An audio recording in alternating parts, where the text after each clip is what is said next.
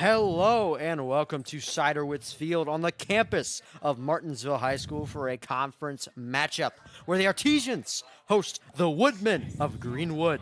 Good afternoon, everyone. I am your host, Quinn Sparenbleck, and I'm joined here by my broadcast partner, Braxton Dilly. And Braxton, the Artesians are hopeful for a win here tonight to set them back on the right path of years past. Yeah, that's exactly right, Quinn. These Artesians definitely impressed a lot of people last year. However, they have stumbled slightly this year at both home and away. But the good news is there's plenty of season left, thus plenty of opportunities to prove to everyone that they haven't lost much since last year. And meanwhile, on the other side of the field, it's the Greenwood Woodmen, who are coming off a loss of their own and hoping to regain their footing in this upcoming game against the Artesians. Yeah, that's right again, Quinn. I mean, here they would definitely want to correct after a loss last week. They lost to a really good Indian Creek team. They could really use a win before going back home to defend their schedule and try to get back over 500 again. Well, tell me, Del Pickle, what are our keys to the game for this potential nail-biter on both sides of the field? Yeah, I mean, we kind of talked about it a couple weeks ago. It's going to be similar to what it's been in weeks past. The Artesians going to have to take care of the ball. They can't have any careless turnovers. They're going to have to take what's given at a very high level. You know, there may be some short routes underneath and some looks up front that they're going to need to run the ball and things like that. They're just taking what they're given, and they're going to have to fly around and make some big plays. Some of those big players are going to have to step up, make some big plays in a very big game like this. And for the Woodmen, I mean, they're going to have to play tough. This is a tough Martinsville team. They're tough as well. They're going to have to pound the rock. I think, as we know, Greenwood likes to run the ball. They have one of the best running backs in the state in Ruppert, and they're going to try to do it a lot. So the Artesians are going to have to play well on the defensive side. But Greenwood's going to have to pound that rock, and finally they're going to have to block out this Artesian crowd. You know, Ciderwitz Field, I mean, they bring it. Every time Martinsville has a home game, they're going to bring as many people as we can, and they got people lined up everywhere in the crowd. So this crowd's going to bring it. Greenwood's going to have to do whatever they can to try and block out all this noise. You know, every single game, they like to bring the energy. We are now going to take it back out to the field for your coin toss. You can see there Grady Gardner, Lucas Dewey, a couple of the captains down there.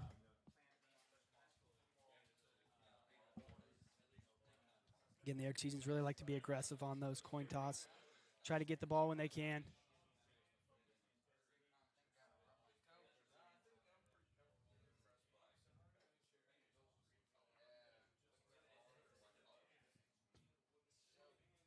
And meanwhile, looking over at some of the Greenwood captains, we got Ethan Lobb, running back, number 34.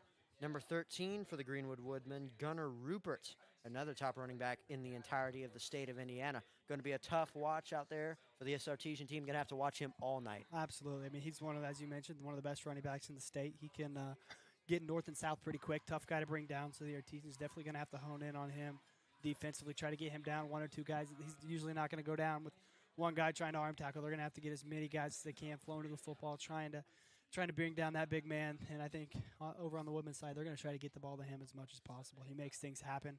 Again, he gets the ball north and south, goes downhill really fast, and tough guy to stop. So the Artesians definitely been watching some film. We're going to try to key in on him, especially defensively.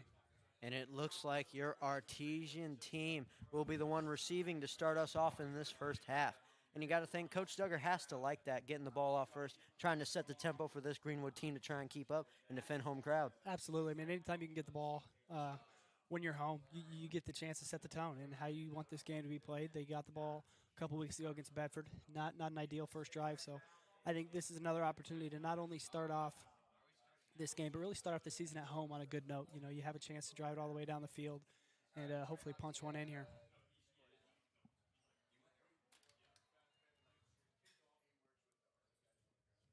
And it looks like Landon Viziri will kick it off here for this Greenwood team. And your Artesians will begin to take it back with number 2, Landon Casey. Yeah, Casey, not much room there. Tried to get the edge, so the Artesians will set up around the 23-yard line again. Last week, they showed a lot of signs of improvement from week 1. They were slinging the rock. They were moving the ball pretty well against a really good, top team in 5A, Bloomington South. So they played really well against them. Came up short. I'll be interested to see how they're going to respond here. I expect the first ball probably to go to number 9, Grady Gardner. He coming in for a hurt Riley Butler on the outside, so expect Grady to get the ball here first. Watch for some linemen to pull around the end, give him some extra blockers. Let's see what he can do. And it looks like they're pulling Grady over a bit.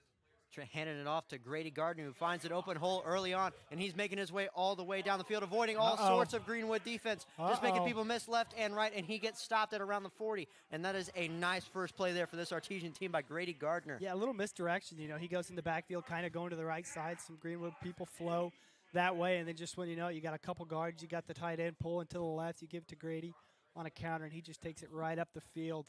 That's the ideal first play you want to start off a game. Definitely what you'd love to see if you're head coach Brian Duggar. And it looks like Lucas Dewey will take it up the middle himself this time and nearly get a first down, but it looks like he's just stopped at 2nd and 1. Yeah, I think we're going to see a lot of that tonight, whether it be Grady Gardner getting it up the middle, but most likely Lucas Dewey. He's a big, tough guy. They had a lot of success running the ball last week and the week before, so he's a dude that's not going to go down easy, as we talked about earlier. So giving Lucas Dewey the ball downhill, tough guy to tackle, so I think we're going to see a lot of him tonight. And it looks like Duggar is communicating with junior quarterback Chase Davis. Chase Davis has had his really good success and some of his struggles early on in the season. Yeah, you know, this is only his 3rd start. I guess 4th start if you count his freshman year. But, you know, it's tough when you're coming in a Friday Night Lights environment and you got to play a team like BNL, and their secondary, credit to them, they played really well. I mean, Chase Davis put a lot of balls on the money. Some receivers couldn't come down with them, but they played well. And then last week, Chase started to get a lot of receivers involved, able to get a lot of downfield passes, and I think it was going to really open up this offense.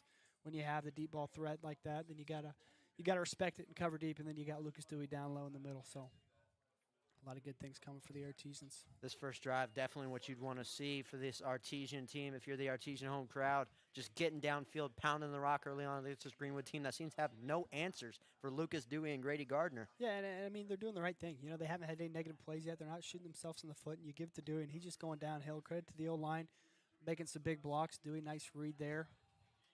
One thing I think Dewey, you could see, lost the ball, but he was down. He's going to need to protect that football. He had a fumble week 1, so the Artesians got to take care of the ball. It was one of the keys to the game, was take care of the ball. So whether it be in the air, if you're throwing it, or down on the ground pounding the rock, you got to take care of the football and not give Greenwood any extra opportunities.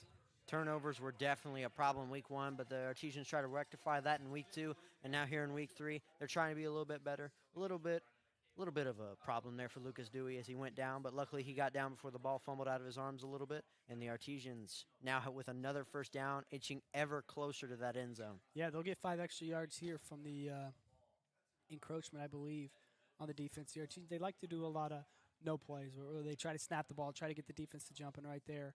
The Woodmen were a little too antsy there, jumped across the ball. So the Artesians, I mean, they're getting 5 yards free, and after a drive, what they've been just running the ball at will, and Woodmen, they can't have these type of penalties that give them extra free yards, especially the way this offense is clicking right now.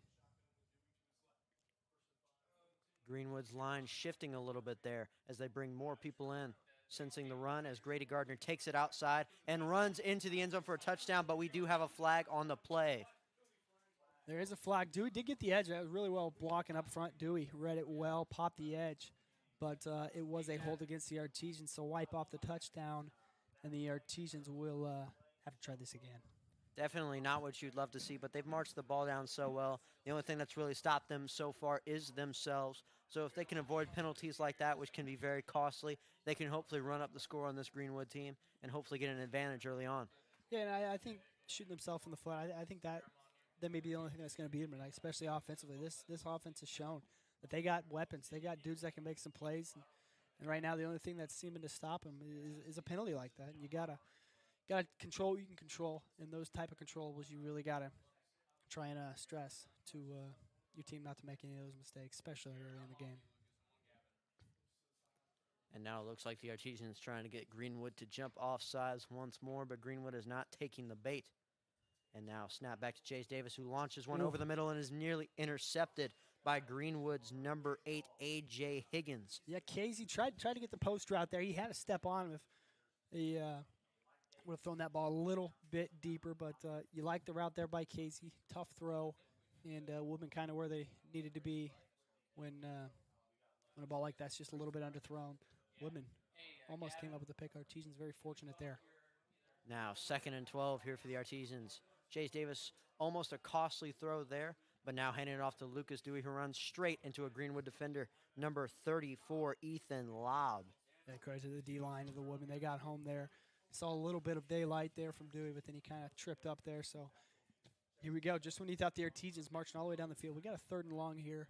Going to be interested to see if the Artesians will elect to air this one out or try to pound the rock again. Again, you're in field goal range, so do you try to get the first down here? You play it safe, try to get a few more yards to make this field goal manageable. We'll see what Coach Duggar wants to do. Definitely is a bigger dilemma with this team, having such a good running back duo in the backfield, but also such a great receiving core, and that one is just outside of Dewey's hands, who was just within Ethan Lobb's range. Yeah, Lobb read that one really well. I mean, they try to go the screen underneath. You know, when no one's blocking and everyone's running at the quarterback, you better hope it's a screen. And right there, the Artesians executed it pretty well, but the women just did a little bit better, and they were right there where they needed to be. So we'll see Charlie Rollins try to tack on 3 to start off this game. The Artesians having a little bit of communication issues here, but it looks like they're getting ready to kick the first field goal of the game with the Artesian kicker, number 17, Charlie Rollins. Looked like it was beautiful. Definitely straight down the middle. Charlie Rollins getting the first 3 points here for this Artesian team, and now Greenwood will have to find a response. You know, it's got to feel good as a coach when you march all the way down the field, can't quite get it in, but you know you got a guy to lean on like Charlie Rollins that you know are going to split the uprights, and he made one earlier in the Bedford game. So just a very reliable guy. You know, he's kicked a lot of onside kicks this year as well that were pretty well. That they recovered one last week, actually. So he's one of those dudes that just got a really good leg, and anytime things get tougher, you need to get 3 points, you know you can count on him.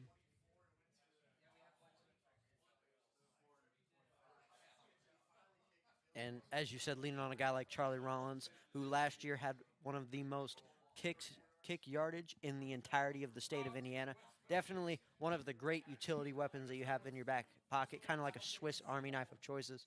Yeah. He can punt, he can kick, one straight in between the pylons. Yeah, I mean, it's just a great tool to have. His punts last week were pretty amazing as well. He's got quite the leg on him. Of course, a dual sport athlete, plays soccer as well. So, you know, the Artesians, I feel like every kicker we've had the past 5-6 years has been a part of the soccer team. And, you know, whenever you got guys that are versatile athletes that can kick the ball via soccer ball and via football, you know, you got something special. So we definitely rely on the soccer team for some kickers, and they've done us pretty well the past few years. Charlie will get a chance to actually send this one to his football field if he wants to.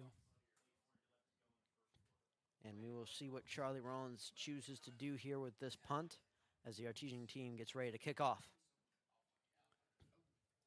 And a nice punt there by Charlie Rollins, pinning the Greenwood Woodmen very far back into their own side of the field as the Artesians quickly wrap them up at around the 15-yard line. Yeah, you can't really execute a kick and a coverage like that. I mean, the Artesians just flying around. You had 3 dudes meet him as soon as he caught it. So a good kickoff coverage there for the Artesians. So now this defense will get a chance to match up against one of the best running backs in the state, as we talked, Gavin Rupert. He's a tough guy to bring down, and this O-line for Greenwood is huge. I mean, they got some big dudes who can move some bodies. So this D-line, we'll see if they can get home. They're going to really need to stay in their lanes and try to stock up some of those holes because these Woodmen, as I mentioned, some big bodies up front. And this will be more of a game of yards rather than a game of touchdowns, I feel like, with both sides having great running back duos in the backfield. And like you said, with Rupert being one of the best running backs in the state of Indiana, the Artesian team will definitely have to watch that backfield heavily if they want to stop this Greenwood team. Absolutely. You saw Rupert there. Artesian defense did a pretty good job of clogging the gaps there. Not much going for Rupert. The Artesians limit the gain to about 2. And holding a man like that to only 2 yards on the first play must feel very nice for this Artesian team, giving them a little bit of a confidence boost, saying, hey, we can do this. Hey, we can at least contain him a little bit and, you know, force this Greenwood team to rely on their passing. Same thing again. Rupert found a little hole there, able to get to the second level, about 3 or 4 yards short of the first down marker. And I wouldn't be surprised if we see that again. 13 is going to get the ball a lot tonight. Wouldn't be surprised if they lean to him on this third and manageable. And Rupert definitely being reliable makes this a tough choice for this Greenwood team. Do they go for a click slant route, or do they try and lean on the run game and rely on Rupert to try and get that first down? Looks like they're going to be given that first down, just like the Woodmen jumped off previously. They're trying to get the no play going, and it works. The Artesian D-line, little too ready to go there. They got a little too antsy, jumped off sides, so they're going to be given a first down, as we mentioned. Artesians got to control what you can control. And right there, whenever you got a 3rd and 4, you got to make the women earn it. You can't give them any free first downs like they did there. So now Greenwood, fresh set of chains. It's going to be really interesting just because last year Woodman, they threw the ball a lot against the Artesians, and they played them in the sectional championship. Artesians were able to come away with the win, but they aired it out a lot, and I think this year they're going to be leaning on that guy right there who just almost picked up a first down, Gavin Ruppert, because, man, he's just such a tough guy to bring down, and when you got a guy like that to lean on in the backfield, you're just going to give him the rock and see what he can do. And a nice outside run right there by Rupert. As I saw earlier, Coach Duggar getting a little mad, getting a little mouthy with his team right there. And definitely what you'd expect from a coach after giving up a free first down like that to a team who was, although only 3 yards away from the line, still you don't want to give them any first downs like you said. Yeah, I mean, Coach Duggar, he's juiced down there. He's fired up, trying to get some life into this defense, get his boys fired up. Now this Greenwood team bringing 2 men in the backfield now. Have those big men up front trying to block for Rupert here. Look like the backup running back Morton was able to take that carry. Morton, not as big as Rupert, but he's a little shiftier guy, so he can get side to side a little bit quicker maybe, but Rupert more of a downhill type of runner. And definitely one of the harder things to watch when you got more of a downhill runner as well as a more shifty kind of runner in the backfield together at the same time.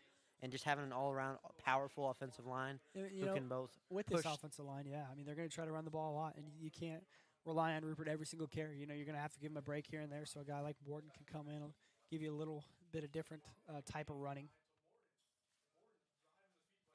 And a nice tackle there from the Artesians that time, as it looks like it was number 30, Fisher Dunscombe, rushing forward to get that tackle there.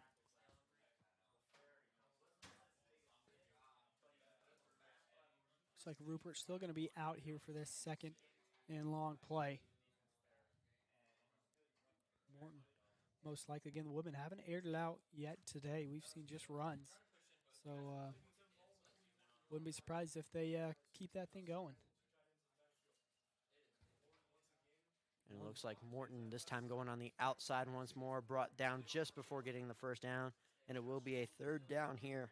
And let's see if the Artesians can try and stop this Greenwood team from getting another yard. Yeah, there was a late flag there. I'm not sure if it was on the tackle. It looked maybe like he got him a little too high. I'm not sure if it's a horse collar or a face mask. We will see. It looks like it was a horse collar against the Artesians. So yet again, Woodman would have been in a 3rd and about 1, but instead the Artesians give him a free one. Definitely not what you'd love to see again if you're head coach Brian Duggar, giving up 2 free first downs here to this Greenwood team as well as some extra yardage. And that's one of the penalties. You'd rather have that than a false start. That's one thing. You're being aggressive. You're trying to get the man down, and sometimes you attack him a little too high in a place where you are going to get flagged for it. But you much rather see a penalty where you're giving 100% effort trying to get a man down rather than a mental one where you just jump off sides and give him a free one. Looks like they're going outside this time to Rupert, who takes it back in and pushes the line up to get a 2nd and 5. Very manageable here for this Greenwood offense. Yeah, I think that one was actually Scaramazzo. So this is a 3rd different running back that we've seen for the Woodmen, showing that they don't just have one guy that they're going to rely on. They got number 22, Scaramazzo. We've seen Morton, number 1, in there as well. So this is their 3rd running back. Going to be interesting to see how many carries each of these guys are going to get and how many different running backs are going to try to get involved here tonight. Well, when you have such a deep running back crew who you can go to at any time, 3 guys who all have different skill sets and can do different things, it definitely keeps the defense on its toes and has to make sure their vision is impeccable and their hands are going to the right places. Yeah, and the DBs and safeties, they can't fall asleep. Just when you think they're going to run, they'll try to sneak one over top. So the DBs can't fall asleep out there. You got to you're thinking run, and then just when you think it's going to be another run, it's going to be a pass. So DB's got to be locked down, especially in a 3rd and manageable. You're probably in 4-down territory for the Woodmen, but you never know if they may try to sling one over top. And a 3rd down here from the Woodmen, a little bit longer than some of the other ones they've had, but still very manageable, a 3rd and 5. With 3:53 left to go here in the 1st quarter, Artesians up 3-0. We'll see if that changes here soon. Beautiful play in the background. I think Nathan LaFerry hit him first, and that's what you got to do. You got to get Greenwood behind the sticks. Just when you You think they got a third and about 5. They're going to try to get at least half of it, but Nathan LaFerry meets him in the backfield. You're going to make him maybe have to air it out here. You don't have that 4th and 1, 4th and 2 where you can lean on the run game. We do see Rupert back in the backfield, so are they going to try to air it out? You see wide receiver and quarterback talking, so you might want to lean on the pass game here if you're the Woodmen. And it's like you said earlier, it takes 2 to bring down some of these running backs. Landon Potteroff getting in there as well to help Nathan LaFerry get that guy down. They will air it out. Just taking what's given out there on the right. Beautiful route from the big fella up top. He's able to run a little out route, knows where the chains are, gets right there, and Hummel able to take that one in for a first down for the Woodmen. How about Coach Bozier there? Having trust in his quarterback. Hadn't thrown a pass all game, but on a big 4th down when you need it. Just throw it out there to the big guy. Hummel able to haul that one in for a first down for the Woodmen. Well, it's like Duggar said, this QB is very good. He's very experienced. He knows what to do in certain situations, and he knows how to get it done. Right there, you're going to see Rupert, who we saw a lot earlier on in the game, get another handout there. He's able to pick up about 3 with about 2 minutes and 40 seconds remaining here in this first quarter. Artisians up 3-0. Looks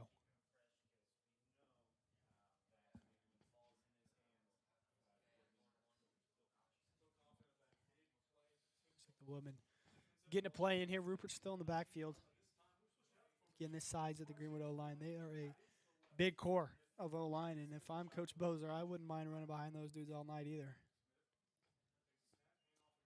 And it looks like it'll be another outside run for this Greenwood team, brought down just before the first down.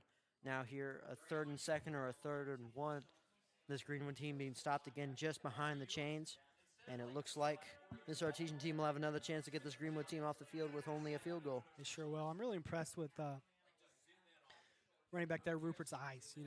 Very patient. You don't try to run something when you got no blockers. He waited for the play to develop. He kind of ran behind his big guys, able to find some yardage when you just think there might be nothing there. He waits for the play to develop, and a really smart play there from the big fella. And it looks like another outside run this time. And it is going to be taken all the way inside by Morton for the touchdown for this Greenwood team. Yeah, I think that one probably coming back. I think there might have been a hold on the outside, but we talked about Morton. He's not a guy that's going to run people over, more of a guy that can get around the edge, and right there he showed the legs getting in the end zone. But as I mentioned, this one will come back. We talk about penalties that hurt you for the Arties and for the Women. That's a killer. I mean, you score a touchdown, but you're holding on the outside, so you're going to negate the touchdown. You're going to back it up. You're going to have to redo this 3rd down. It looks like the spot was in front of the first down, so they will get a first down. But again, you score, so you want to leave those points on the board. So if you're the Women, you got to clean it up. But nevertheless, they will get a first down inside the red zone. Nevertheless, a lucky break there for the Artesians, who managed to get a touchdown wiped off the board here and get another chance to keep the Woodmen out of the end zone. Although it'll be tough to do with this trio of running backs, as the Artesians try to get behind the line there, but just can't get his arms around him before eventually bringing him down with number 18, Adam Branham, the senior. He was first touched by Simpson in the backfield. You want to make that tackle in the backfield. I know Morton's a tough guy to bring down, but he was able to bounce off the first Artesian defender and get around the edge and make a negative into a positive. So when you're looking at a 2nd and 11, now you got a 2nd and about 6. So that's just poor tackling by the Artesians. When you got a chance to get him down, you gotta finish the tackle.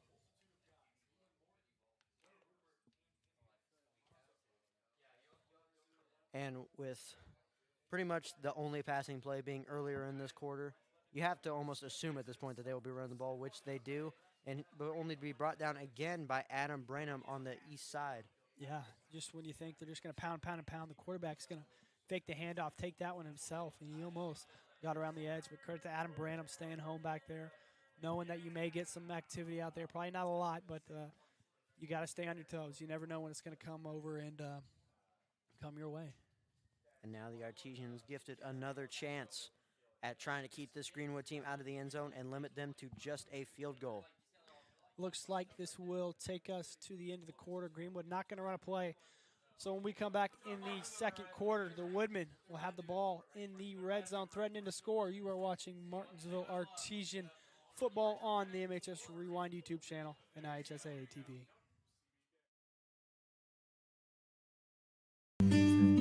At Home Bank, we value our communities. Homegrown. Home style. Home team. Home for the holidays. Your new home. Because at the end of the day, this is your bank. And when a bank really understands your needs, you feel at home.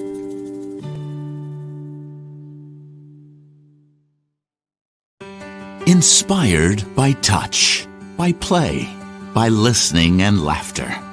Inspired by family gatherings and one-on-one conversations. Inspired by long walks, long lives, and lives simply lived well. Inspired by compassion, by healing, by grace and strength. What inspires us at Franciscan Health is you. Franciscan Health, inspiring health.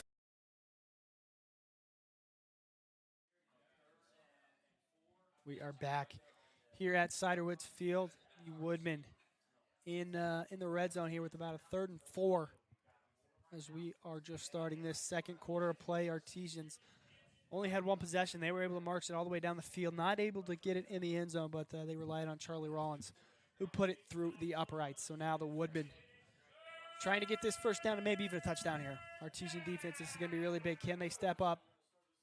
Woodmen probably in 4-down territory, so will you see a couple of runs back to back? We will see. And it does indeed look like the Artesians are stacking the box here a little bit more in the second quarter, learning from their mistakes of the past and trying to just contain this running back trio. And it looks like they do successfully, getting the triple team there on the running back and keeping this Greenwood team out of the end zone. Yeah, you see 3 or 4 dudes tackling right there. You love to see it defensively for the Artesians, but this will bring up about a 4th and 1. So this is going to be one in the trenches. You know, Greenwood has a huge O-line. They're going to try to rely on them. You're probably going to give it to number 13 if you're the Woodmen, who can step up for this Artesian defense and try to get a stop. You know who it's going to. Really got to try to key in and try to beat him to a spot here. Looks like they're going to go in the Wildcat. Rupert playing quarterback, probably going to get the ball, go straight upfield. He will. And Rupert trying to get straight in there, but is tackled behind the line by that Artesian team. I think that one was enough to get the first down. So you get four fresh set of downs. And again, the Woodmen, they've just been marching this ball all the way down the football. They totally bled out the first quarter of play, and that's what they do. The Artesians, with the way Greenwood's going to play tonight, they're going to have to take advantage of every offensive possession they get. You know, Greenwood's going to run the ball, melt the clock. So whenever you have the ball on offense, you got to make some big plays and you got to score. And right now, the Artesian defense has a big chance of stopping the Woodmen. Woodmen going back to the Wildcat. And it looks like Morton trying to just nudge his way in there, but can't get fully inside as the Greenwood Woodmen edge ever closer to the end zone. Yeah, they do. And the Artesians, they laid a pop on Morton there, but able to hold on to the ball. They got, I believe, around the 2-yard line, I think. So you got 3 plays to try and get 2 yards if you're the Woodmen. Artesian defense really going to have to load up this box and try to get home. And just Rupert another loaded box there. I think he will. And Rupert forcing his way into the end zone that time for a Greenwood Woodmen touchdown, and that will give them a 3-point lead over this Artesian team. Yeah, I mean, they just same play over and over and over. You get a little bit of a different look at the Wildcat there. That gives them a little bit more options handing the ball off when you got Rupert. You can hand the ball off. You can take it. You can hand it to the other running back. So you got really 3 options you got to try to key on when they go in that Wildcat. It's a pretty dangerous formation that they like to run. And a nice kick that time by Greenwood's kicker, number 87, Hudson Sparks. So the Woodmen going to take a lead here. Definitely not what you'd love to see here if you're Brian Duggar. You know, losing that early lead on, just getting pounded over and over again up the middle on the outsides, not being able to deal with this running back trio that Greenwood has. Now you're going to have to try and come out here, reestablish momentum fervently in your favor after this kickoff, and just trying to get everything back on track here. I think we're going to see a lot of running the ball on both sides. You know, you got a guy like Lucas Dewey, who we know is one of the best running backs in the conference, and as well as Gavin Rupert, who may be the best running back in the conference. So we got 2 really good running backs, and you got 2 pretty good O-lines. And you're going to try to run them back. You're going to try to run behind them this whole game. And, both teams aired out some. The Artesians aired out a little bit more than the Woodmen. But it's going to be interesting to see how much the Artesians are going to want to lean on that run game. And maybe if you try to run the ball, the DBs and safeties might fall asleep. You may be able to get one over top. But, again, I think the Artesians just need to take what's given. If they're loading the box, throw it out wide, try to get something in the flat. But then, again, if they're out wide, then just stick it up the middle and go. Well, I feel like one notable difference between this Greenwood and Artesian team is not, in fact, the running backs, but the offensive lines. Whereas Greenwood's is bigger, bulkier, and can push up more with Rupert, the Artesian O-line is a little bit smaller and can move around a lot more agilely to help with Lucas Dewey and his quick eyes, as he's able to make those quick, short-second decisions and just find those open runs. Yeah, I was really impressed with how big those Greenwood O-linemen actually are. They have some big dudes up front. Well, I can tell I wouldn't want to be out there if I was an Artesian. If I was an Artesian O-lineman. Yeah, those are some big dudes. I could see the kickoff team for the Woodmen. I think they're trying to keep it away from Grady Gardner. Grady had a big kickoff return to the crib last week against the Bloomington South Panthers. Actually started the game. You kick it to him, and the Artesians started off 7-0 from a kickoff return touchdown from Gardner. So it looks like the Woodmen have learned from the Panthers' mistakes, and they are trying not to give him any opportunities at getting this ball. Looks like Dewey will line up in the tight end spot. Looks like the Artesians going to go double tight end and Grady Gardner in the backfield. Maybe Greenwood the Artesians giving Greenwood a taste of their own money. And it looks like they will indeed give them a taste of their own medicine as Lucas Dewey makes the quick decision, as I said earlier, running to the outside and getting an easy 5 yards there that time. Yeah, that one actually Gardner. Dewey's in the tight end position with Potter off. They're both split out on both ends of the line, and you got Grady Gardner in the backfield, a guy who's quick. He can get around the edge, and he can pound and ground as well. He's a very versatile athlete. Looks like the Artesians going to try to run this one. They got a man open deep. Chase Davis to Landon Casey, and he just drops it. That is a painful one there for Landon Casey. Chase Davis seemingly put it right on the money there, and it just slips through his fingers. You hate to see that. Right on the money indeed. That couldn't have been thrown in a better spot. Hit Casey right in the hands. It just went right through his hands. You want to see the Artesians control. You can control. You got to come down with those, man. Especially when you got to step on the defender. Need to come down with those big catches. That would have been a huge play now. Faced with a 3rd and about 4. And, of course, junior quarterback Chase Davis has relatively early on his passing has been very good. Putting the ball right where it needs to be. As he then Gardner got a lot of room. Gardner will have enough for the first down. So he's a quick runner. He's going to go side to side, north and south really quick. So if you're the Woodmen, you got to key in on him early, because if he gets in the open field, he's going to be history. He's going to be in the end zone. So the Woodmen, specifically on defense, going to have to be very careful. And again, Artesians. You got 1, 2, 3, 4, 5, 6, and a tight end. So you got 7 dudes in the box blocking for Grady Gardner. So if I'm the Woodmen, you kind of know what's coming. Well, this almost feels like a game of rock, paper, scissors with how you frame it, with both teams either. Oh, my goodness, what a play. You hand it off to Gardner there. Then you have the tight end slip right underneath. You have a reverse, or not a reverse, like it's a double handoff. You might want Grady Gardner to keep that there. It looked like he had some space out wide, but tried to get Dewey with a little slip. But the Women, they stayed home, and they read that one pretty well.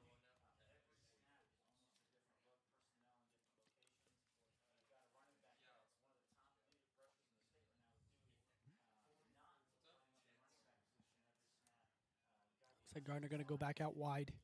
Dewey going to go back in the backfield here.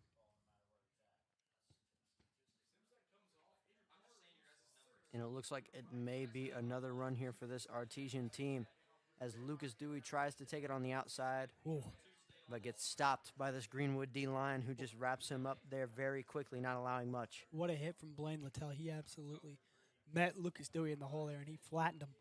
That was a really good read there from 3-4. Artesians faced with the 3rd and medium. Are you in 4 down territory? Do you run the ball twice? Do you try to air it out here? It will be interesting to see what the Artesians try to do. You try to get him to jump. Woodman, good discipline there. And earlier they did have, great fortune in getting this Greenwood team to jump repeatedly, as Greenwood did not have much discipline. But here in the second quarter, they have shown much greater discipline, much greater eye coordination. They've seen through Martinsville's ruse, and they're starting to play, just a little bit tighter, just a little bit better. Yeah, no penalties on the defensive side. They're going to take a timeout there on a third down, so the Artesians will get a chance to talk it over after the Woodmen call the timeout. So again, a 7-3 ball game with 7:52 to go here in this first half of play. Again, this is only the second time the Artesians have had possession. This game is going to go by quick just because of how slow both of these teams play. They like to pound the rock, and we've seen it on both sides. In the Woodmen, they literally ran the ball, passed the ball one time on a fourth down to get a first down. Other than that, it has just been pound the rock for the Woodmen. Artesians doing a lot of the same as well. So again, when both teams are running the ball, you're going to have the clock move pretty quick, and you're going to have a pretty quick game. So, as I mentioned, the Artesians, you gotta take care of the football, and you gotta score. You don't know how many chances you're going to get at it. So whenever you get it, you're going to have to take the most of it. Well, I feel like week one when we were back here, Braxton, I feel like it was a little bit of a longer game, mainly because more of a mixed game with a lot more passing being done. But here in this game, it's like you said, it's just pounding the rock over and over and over again with both teams having some of the greatest running backs in the entire conference. Yeah, absolutely. Both teams did. They aired the ball a lot, especially Bedford. They slung that sucker around, and they found a lot of success deep, and they made a lot of big plays. Looks like the Artesians will get the first down on that run, so that'll reset the chains. But, a lot of different play style. You saw a lot of in and out from the Artesians early, but the Artesians really settled down, kind of figured out what kind of worked, and they've been finding a lot of success in this running game.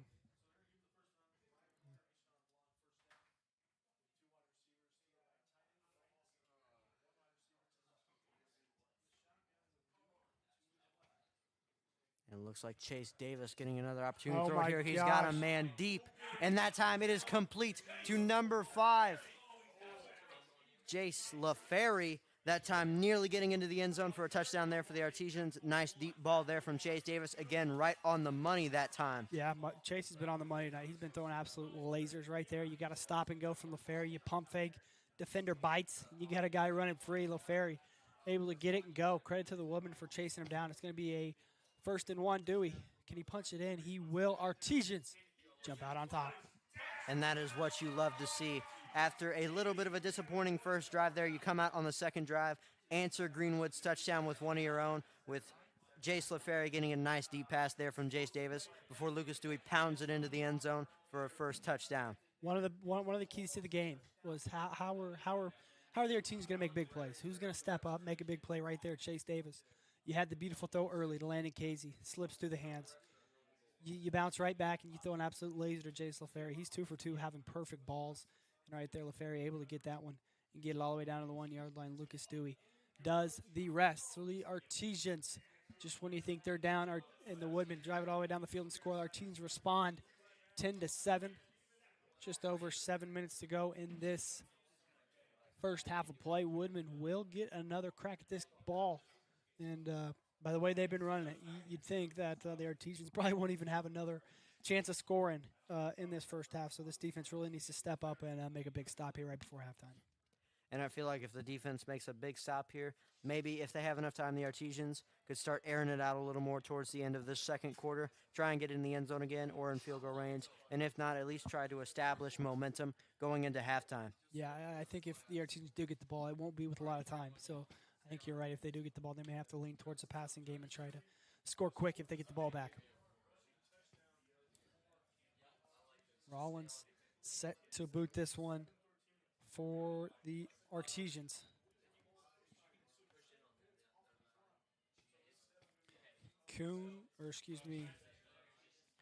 Morton and Johnson set to return for the Woodmen. Again, the Woodmen, last time they had the ball, marched all the way down the field, throwing one pass on a fourth down. Other than that, they have just been pounding ground, wasting a lot of clock. And if it ain't broke, don't fix it. Wouldn't be surprised if they do the same thing here on this possession. And it looks like Johnson slipping through there that time, but just enough there done that time by the Artesians number 24, Brendan Ziegelbauer. getting him just with that arm that time stumbling a little bit, and he can't regain his footing. Yeah, I mean, if he didn't make that tackle, Johnson had a lot of room out the sideline there. Not sure if Artisians would have been able to catch him, but they were able to slow him down. He was able to trip and go down. So the Artisians will set up here on defense. You can see Coach Duggar giving some words of wisdom to this defense before they go out. And especially defensively, every time this defense goes out, it's going to be a long drive. You're going to have to really buckle up and try to stop this running attack from the Woodmen.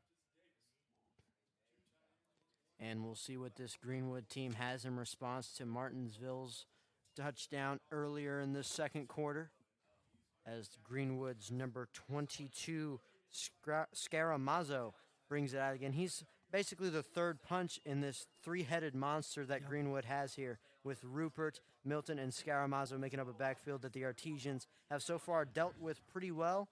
But still, they've had some breakthroughs here in this first and second quarter. Yeah, and Scaramazzo was that third guy that they just threw in. When you run Rupert 10 times and he gets a little gas, and you throw in Morton, you run him on the outside a couple times, and then you throw in Scaramazzo. So they got a lot of weapons on the offensive side, particularly in the running back spot, and they've just been plug and go on the fellas. They're going to try the jet here.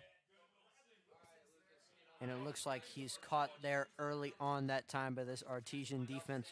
Nice job there reading the play and getting around in time to stop him from getting any major play. Yeah, and that happens because of Bradley Willison. He's doing his job. He's forcing the guys inside. He sets the edge, forces the Woodman Hummel to go inside, and right there, when you go inside, you're met with a ton of Artesians. So really good play there from Willison, setting the edge, make them go inside. The Artesians clean it up. So this is where you want to get the Woodmen. You want to get them in these 3rd and 8 situations to where you really can't run the ball 2 times unless you're going to get 4 and 4. And with the way the Artesians have been stopping them pretty well, they haven't been gaining a ton of big plays. And the Woodmen are going to have to call a timeout.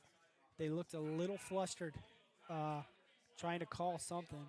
You see some confused tight ends kind of going across the screen. So Coach Bozer going to call a timeout, and I think that's a smart one. You want to make sure your guys know what they're doing on a play like this. A big 3rd and 8. You get the first down, you keep this clock rolling, you try to score before halftime, and if you don't get it, you're probably going to have to punt to the Artesians. So this is a big play for both sides. The Artesians want to get a stop, want to get a chance to score again before halftime, and the Woodmen, you want to try to get the lead back again. So like the timeout there from Bozer. Make sure your guys are on the same page, and make sure everything's ready to go for a huge third down here. And if you're the Artesians, expect run, but don't be surprised if they try to air it out. Last time they were in a 3rd or 4th down, that was crucial. They aired it out to Hummel, the big fella up top. He's a really big, wide target that was able to get the first down. So for the Artesians, you got to really try to cover everything on the field, but particularly the run. And it does kind of feel like this Greenwood has an unexpectedly surprising passing game here, which they can rely on if the three-headed monster running back trio. And a nice tackle there that time from the Artesians. Lucas Dewey read it like a book. He saw the handoff to Morton. He came off the edge, and he was able to track him down in the backfield. Huge play from the Artesians. Greenwood will be forced to punt this back to the Artesians with 5:27 to go here in this. And it's like we said earlier, if they have plenty of time left, they're definitely going to air it out. But I feel like with this much time left, Duggar might go for a more conservative approach. Try and give it off to Grady Gardner, get it out to the outside, just try and get down the field further before you start airing it out. Yeah, you're not really worried about the time here. Again, you got over 5 minutes to get probably about 50 yards to the end zone. So time, you don't really have to worry about it. Flag thrown. Multiple flags thrown as the punt just gets to about the 30-yard line before the Greenwood team scoops it up. Number 4 that time, Jackson Davis picking up the ball. But it does appear like we have a flag here. I think it would be on the Woodmen. Definitely not what you'd love to see. You give up possession and a few more yards on the punt return. Just a little lacking discipline here again, just like in the first quarter when they were jumping off sides a little bit, giving the Artesians free first downs. Yeah.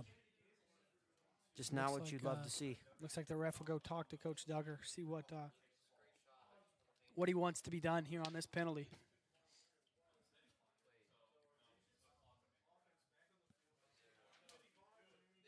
So it looks like the Artesians will have the ball on their own 32 Yard line again, 4:55 to go to try and punch one in right before halftime. You get the lead, you march down last possession and score. So We'll see what Duggar draws up here. As I said, he might be more conservative, but who knows? He might be taking a more aggressive approach, trying to air it out early on just to get down the field, save some time, and try and put even more pressure on this Greenwood team heading into halftime. yeah, speaking of saving time, I want to give a shout out to Easton Shrake. He's the ball boy for the Artesians. He was able to hustle down and pick up the ref's flag, which was all the way at the 20-yard line of the Woodmen. He was able to go on the field, give him his flag, give it to him at about the 40, so you save about 20 yards of time, and really nice gesture there from little Shrake. And it looks like Lucas Dewey did a good job there running out to the east side, shedding a tackle, but ultimately Greenwood gets the guys in time, brings them down. And it feels like you almost have to do that with such a good runner when you have Lucas Dewey. Try and get multiple guys in there as fast as possible, try and wrap him up, stop him from finding a hole anywhere.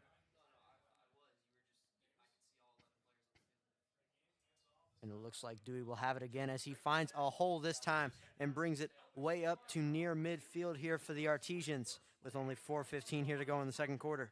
Yeah, Dewey's a madman. When he's running downhill, I would not want to be on the other end of that trying to tackle that man. When he runs the ball, he is an angry fella. He's going to try to run over whoever he sees. Took a helmet of the Greenwood defender off there, so he's a tough guy to bring down. And when he's in the open field, you better watch out. Definitely not what you'd love to see if you're a linebacker or a D-line here for this Greenwood team. As Chase Davis airs it out again to the side. And Jace LaFerry again making a spectacular catch over the head of a Greenwood defender that time. So many beautiful things you saw there. You saw Chase Davis. You got the blitz coming on the edge. You got Big Rupert coming to take a shot. You got to step in there and make a throw. And he did just that. He stepped in there, made a beautiful throw, took a shot from Rupert, and threw a beautiful ball at Jace LaFerry, who was able to get the head top and somehow come down with that catch. That's two big catches from LaFerry. That's almost like you're playing college football or Madden. You go for the aggressive catch, and you just manage to catch it over the head of the defender. It's almost like a video game-esque move there that Jace LaFerry pulled. Yeah, I'm not sure how he came down with that one, but nevertheless, Artesians rolling here late in the first half, doing a lot of room. Dewey just doing a very good job of finding those holes, using his eyes, making quick decisions, and they've been very fruitful for this Artesian offense, giving them plenty of time and plenty of room to think about what they want to do next. Yeah, and we talked about when he makes decisions, he goes 100%, and he just goes downhill so quick. He finds those holes, and he just goes right through them.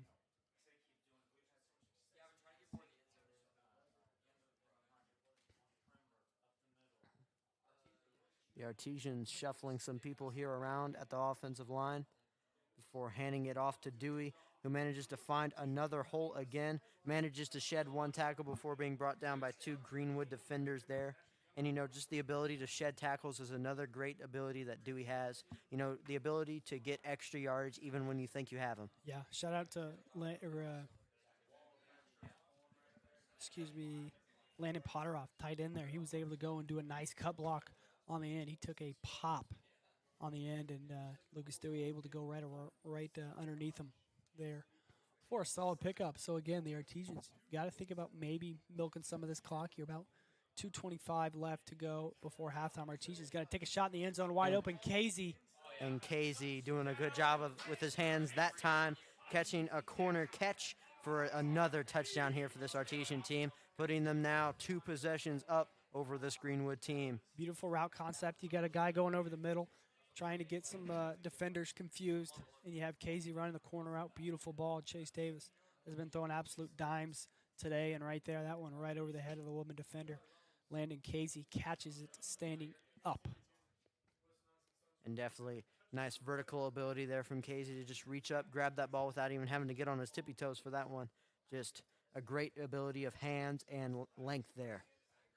As then Rollins puts another one through the pylons there for that Artesian team, making it truly 2-possession lead here for this Artesian team, going nearly at 2 minutes here in the second quarter. And you got to think this Greenwood team's really feeling the pressure going into halftime. Yeah, and with the way they play, 2 minutes and 19 seconds, that's not a lot of time. They like to run the ball and try to get it in the end zone with pound and ground. 3 plays and then you get a first down, 3 plays and then you get a first down. But with this clock right before halftime, I don't think they're going to be able to run the ball as much as they like. So expect them to try to maybe air it out. Expect this secondary for the Artesians to get tested here, maybe come up with a big play, maybe even a turnover. We will see. These Artesians definitely have good people in the backfield. Reese Wolf, definitely one of them, committed to Notre Dame. Grady Gardner, as we said earlier, having a good time behind the offensive line as a running back, being back there in the backfield there for the Artesians as well. Yeah, a lot of dual sport athletes. They got some dudes, of course, as you mentioned, Reese Wolf going to Notre Dame to play baseball. Grady Gardner plays basketball for the Artesians as well. So you got a lot of dudes. Reese Wolf plays basketball too. So you got a lot of dudes who versatile athletes, as we talked about. The kicker, he plays two sports, soccer as well. So you love dual sport athletes, and you got a lot of them, especially on this Martinsville football team, and they've shown their athletic ability here tonight. And Rollins, his third punt of the game, getting ready to send it off for this Artesian team once again. And another nice punt there from Rollins as he just pins this Greenwood team back again. But the returners doing a good job of getting it up to the 20-yard line, if not just a little bit past. Yeah, solid tackle there from Grady Gardner, able to wrap up Morton. So the Woodmen will take over here right before halftime. You know, you're down 10. You want to try to get at least 3, preferably 7 on the board if you're the Woodmen, just after how good this Artesian offense looks. I mean, every time they've driven the ball right down the field, and, you know, they got stopped short on the first drive, and they had to settle for a field goal. But other than that, they've just been automatic on the offense. They've been taking what's given. They've been running the ball. They've been throwing over top, and they've been tough to stop. So right now, this Woodman defense not really having an answer. This offense needs to step up. And a nice outside run there that time from number 13, Gunnar Rupert. You know, he's just been a monster this game, trying to do all he can for this Greenwood team, but the Artesian defense has just been stifling both in the first and second quarter. Yeah, and they know what's coming. You know, the Greenwood does it so much. When you start to key in on guys like Rupert, you know where the ball's going most of the time, and they've done a good job of handling him tonight. Woodman's starting to pick up the pace a little bit here, because then again, if you're going to want to score, you're going to have to score, and you're going to have to move quick. And it does look like we're getting a little bit of a rain here at Ciderwitz Field. Just starting to sprinkle a little bit here, nothing too serious. Yeah, and that doesn't really affect the Woodmen. You know, they want to run the ball. They don't really want to air this thing out, so rain's not going to affect their game plan. They're going to keep pounding this thing until they can get in the end zone. But doesn't look like they're in too much of a hurry so far. They've already bled off just about a minute of this clock, and they haven't went too far, only about 10 yards. However, you got to wonder if this rain might affect the Artesian offense. They've definitely leaned more on the passing than this Greenwood team has, although they've still leaned heavily on their running side aspect of the game. Yeah. But you just got to wonder, will Chase Davis still be able to put dots on? Will the receiver still be able to catch it like Jace LaFerry did earlier, like Landon Casey did earlier? Will this Artesian team still remain who they were in the first half, or will they try and switch it up, Duggar draw up some new plays, maybe some more running plays, which this Greenwood team will have to devise plans to stop? Speaking of running, Morton around the edge. He has some room. That's a huge play for the Woodmen, backing all the way up in the Artesians territory there. Heck of a run there from Morton. He was able to get the edge, and then, as we mentioned, he's more of the shifty guy. He's not going to run over people as well as Rupert will, but he will get on the outside, and he will go. And right there, he was able to get the edge and pick up a huge gain. Now Greenwood threatening here in Artesian territory with 49 seconds to go here before halftime. But also Reese Wolf coming in there with the heavy tackle, just trying to lay him out of bounds. And unfortunately for the Artesians, that does pause the clock a little bit. But with how much Greenwood runs the ball, if they can get 1 or 2 stops, this half might be over, and they might get away unscathed. Looks like they'll try to give it to Morton again. Not much there. And if you're the Artesians, take as long as you can tackling Morton. You're not in any hurry. Greenwood going to have to be forced to call their last timeout. So now Woodman with no timeouts. You got 40 seconds left. With the way they've been trying to score, it's been pound and ground. And I'm not sure if you have enough time for that unless you're going to break off a big gain like Morton did not too long ago. But if you want to try to get it in the end zone, you may have to try to air one out. You know, you don't really know what we have in the quarterback's arm. He threw one pass earlier that was able to get completed for a first down. But other than that, we haven't really seen the arm. So will we see the arm of the Woodman quarterback, Houseman, be used? It'll be interesting. They got some weapons out wide that have shown that they can catch the ball. You know, you got Rupert in the backfield, Rupert, that you know you can rely on when you need. But when you need big chunks in a short amount of time, who are they going to rely on? Definitely will be interesting to see as the Greenwood Woodmen have maybe thrown for only 2 or 3 times with Houseman in this half. Maybe they will switch it up, and that would definitely be interesting as we get to see a little bit more of the passing side from this Greenwood team. But instead, it looks like they're going again to the running side. Talk about big runs. Rupert, huge run there.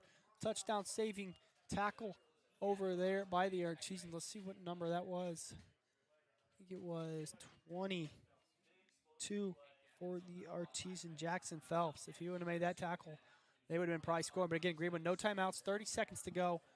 You got to score, and you got to score quick. Beautiful play there from the Artesians, flowing to the football. First one to hit him there was Bryant.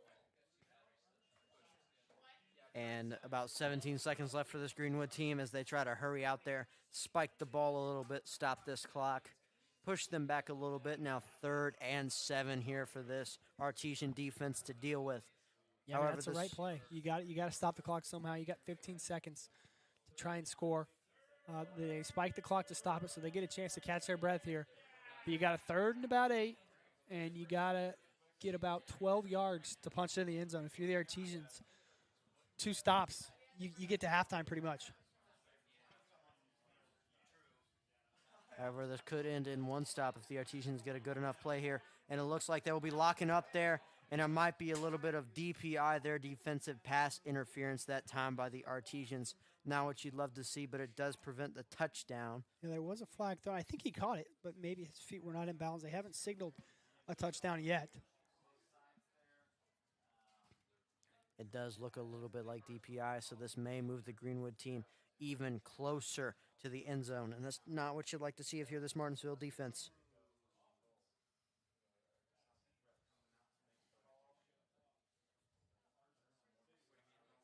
Looks like the refs will talk about what they're going to do here. I'm not sure who the flag was. It could have been an offensive pass interference. You're probably expecting a defensive pass interference, but it was kind of a bang-bang play over there. They're going to wave off the flag, and it will be a touchdown. Now what you'd love to see for this Martinsville defense, but you're still up by 4, potentially 3 if the Greenwood kicker is able to nail it between the pylons, and still in a very favorable position here going into halftime. And that's an absolutely huge score for the women. You're talking getting the ball coming out of halftime, 17-7, you're down. But right there, you throw a jump ball. The big fella for the Woodman, Benjamin Hommel, comes up and makes a huge catch in the corner of the end zone to cut the lead to 3. So the Woodmen, instead of getting the ball at halftime down 10, they're just going to be down 3 now if they can stop this Artesian offense with 11 seconds to go here before halftime. And we'll definitely see what this Artesian team tries to cook up here. Will they try and kneel and get the ball back early so they can air it out to Casey, LaFerry, or perhaps another receiver or tight end? Or will they instead try to get the return as far as possible, try and step outside of bounds, maybe call a timeout before the end of the half so they can air it out even closer? You know, if you're the Artesians, you really want to get a good play on the kickoff here. I think that may determine some of the things they do. You know, if you get a big gain and you get, almost around the 50 with maybe 1 play left, then maybe you try to take a shot. But maybe if you just get around the 25 with 1 play left, maybe you don't try to take that shot to risk the interception. It's going to be interesting to see what Coach Duggar wants to do.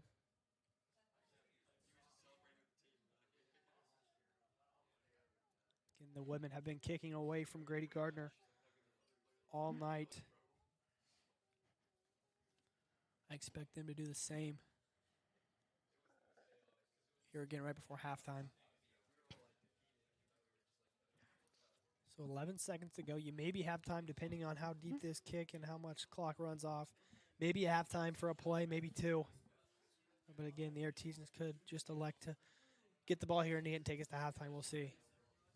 Looks like Greenwood are going to pooch this one.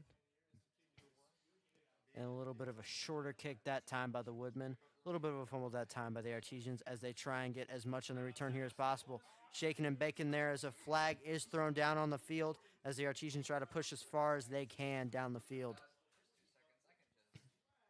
And it looks like a face mask on Greenwood that time will push the Artesians up even further with 2.5 seconds to go. You're going to get the good return, but there was a face mask, so you tack that on. The Artesians could be in potential business for a Hail Mary or something if they choose. Looks like Coach Duggar will speak to the offense before this play. What do you want to do? You want to try to take a shot, get one more score on. Again, you got one play, 2.5 seconds.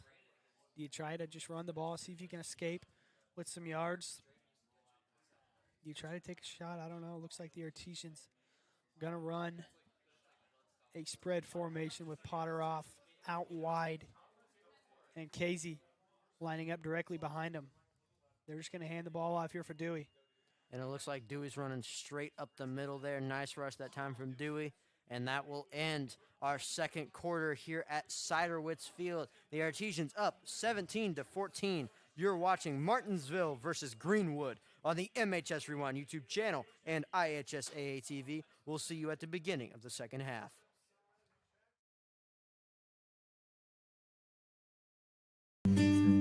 At Home Bank, we value our communities. Homegrown, home style, home team, home for the holidays, your new home. Because at the end of the day, this is your bank. And when a bank really understands your needs, you feel at home.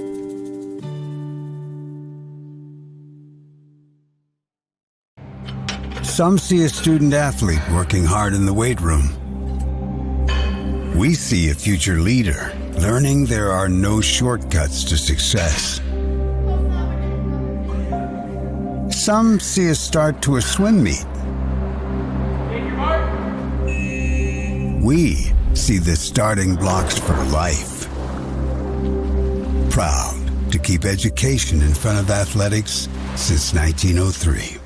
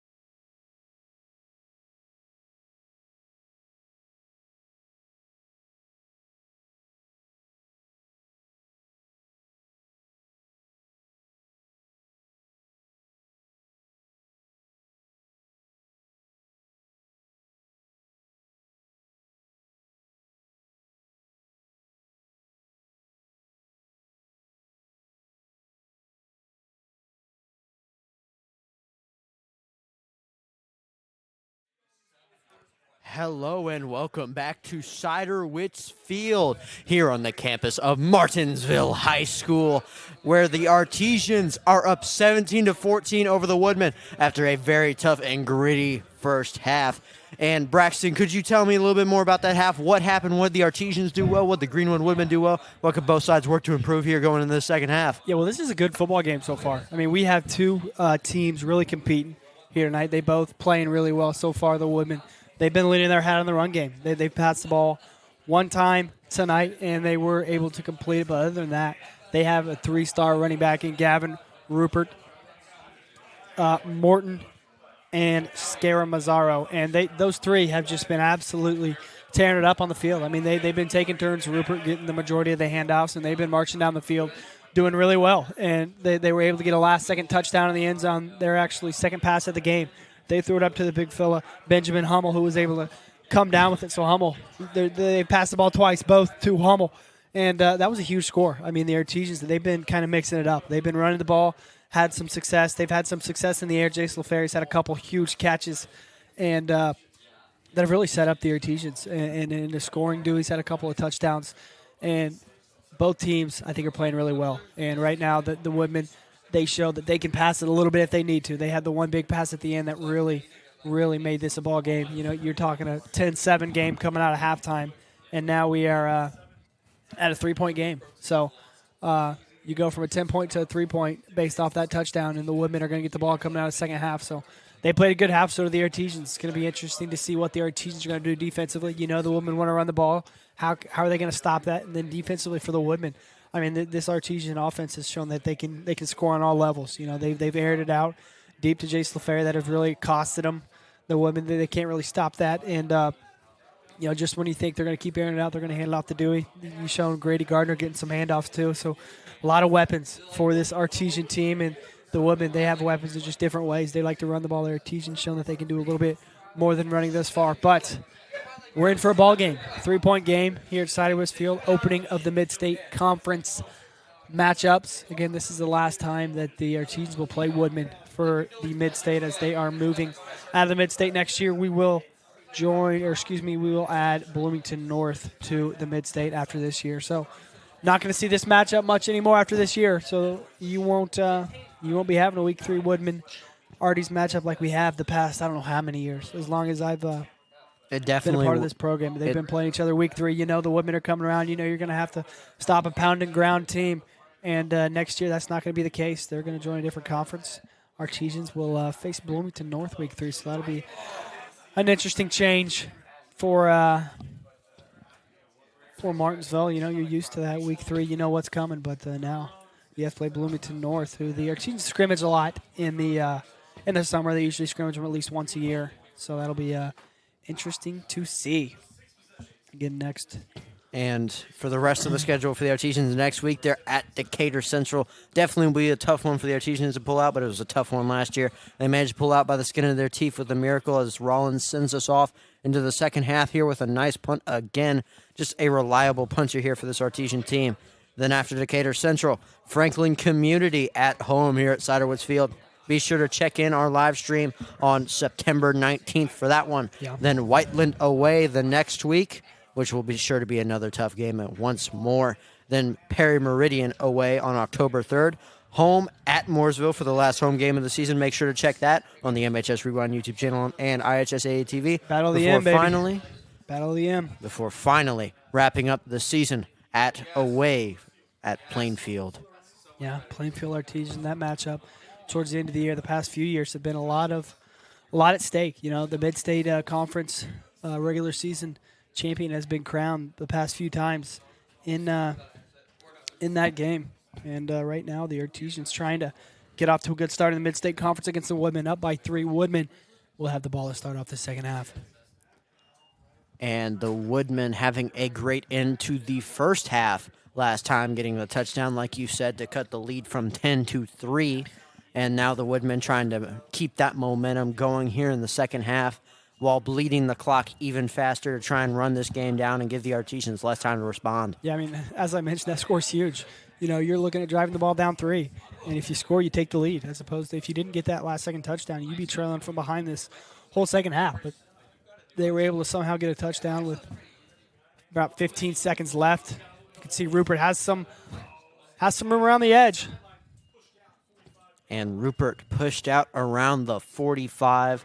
Just a nice run by Rupert that time. And I feel like the first half was more about the offense, feeling out the defense, trying to find holes, find easy areas to penetrate, get through, get easy passes, or in this case, easy runs. While the second half is going to be about the defenses holding up, seeing their constitutions, kind of just see how much they can take before they fall apart. And it definitely will be a battle of time here in this game. And usually we've seen Rupert go a lot north and south there. He shows the versatility there, able to bounce it out to the left, showing the wheels too. So just when you think he's going to go north and south every time, just pound it up the middle. He's showing that he can escape and get a little outside the pocket if needed. Flag will be thrown. I think that one was a quick false start against the Woodmen. False start, Woodmen indeed. That will back them up a little bit. 1st and 15. Definitely not what you'd love to see if you're the Woodmen head coach, Justin Bozer. But there's not really much you can do about it in that situation. You just got guys who are a little too antsy, a little too eager to keep up that momentum from the first half, and they just get off to a little bit of an early start. And not much you can be helped about it. But we still, talked about, controlling what you can control. You can control those penalties where you jump off sides and you have a false start. You got to control those because when you get stuck in these 1st and 15s, you have a play that maybe goes behind the yardage, and then you just got to restart it all again. Another flag thrown there. Look for a hold when it's thrown inside the tackle box like that. But nice run there from Rupert. And that definitely looked to be holding on the Woodmen's big lineman, number 52, Carson Andreas, 6'2", 305 pounds. Yeah, I mean, that is a man amongst boys out there. That is a big man, large human. Definitely knows when to pull his pants up, too, although that time getting a little careless as it will back up the Woodmen even further back into their own territory, kind of wiping away Rupert's big play there and just backing the Woodmen up into an impossible area, 1st and 25. Yeah, I mean, you're just really shooting yourself in the foot. You have a 1st and 10, you get a good play, then you back up 5. You have another good play, then you back up 10. So now you really got to think about trying to get some big chunk plays here on these first couple of plays. They try to get some of the yardage back there, try to get them to draw off sides. Artesian defense staying posed, not jumping off there. So Woodmen going to have to get a couple chunks here to get a first down manageable. They're going to try a long shot. And a deep throw there that time for the Woodmen's quarterback, number 19, Brady Smith. But that time not able to quite connect with his receiver down deep who had beat his man.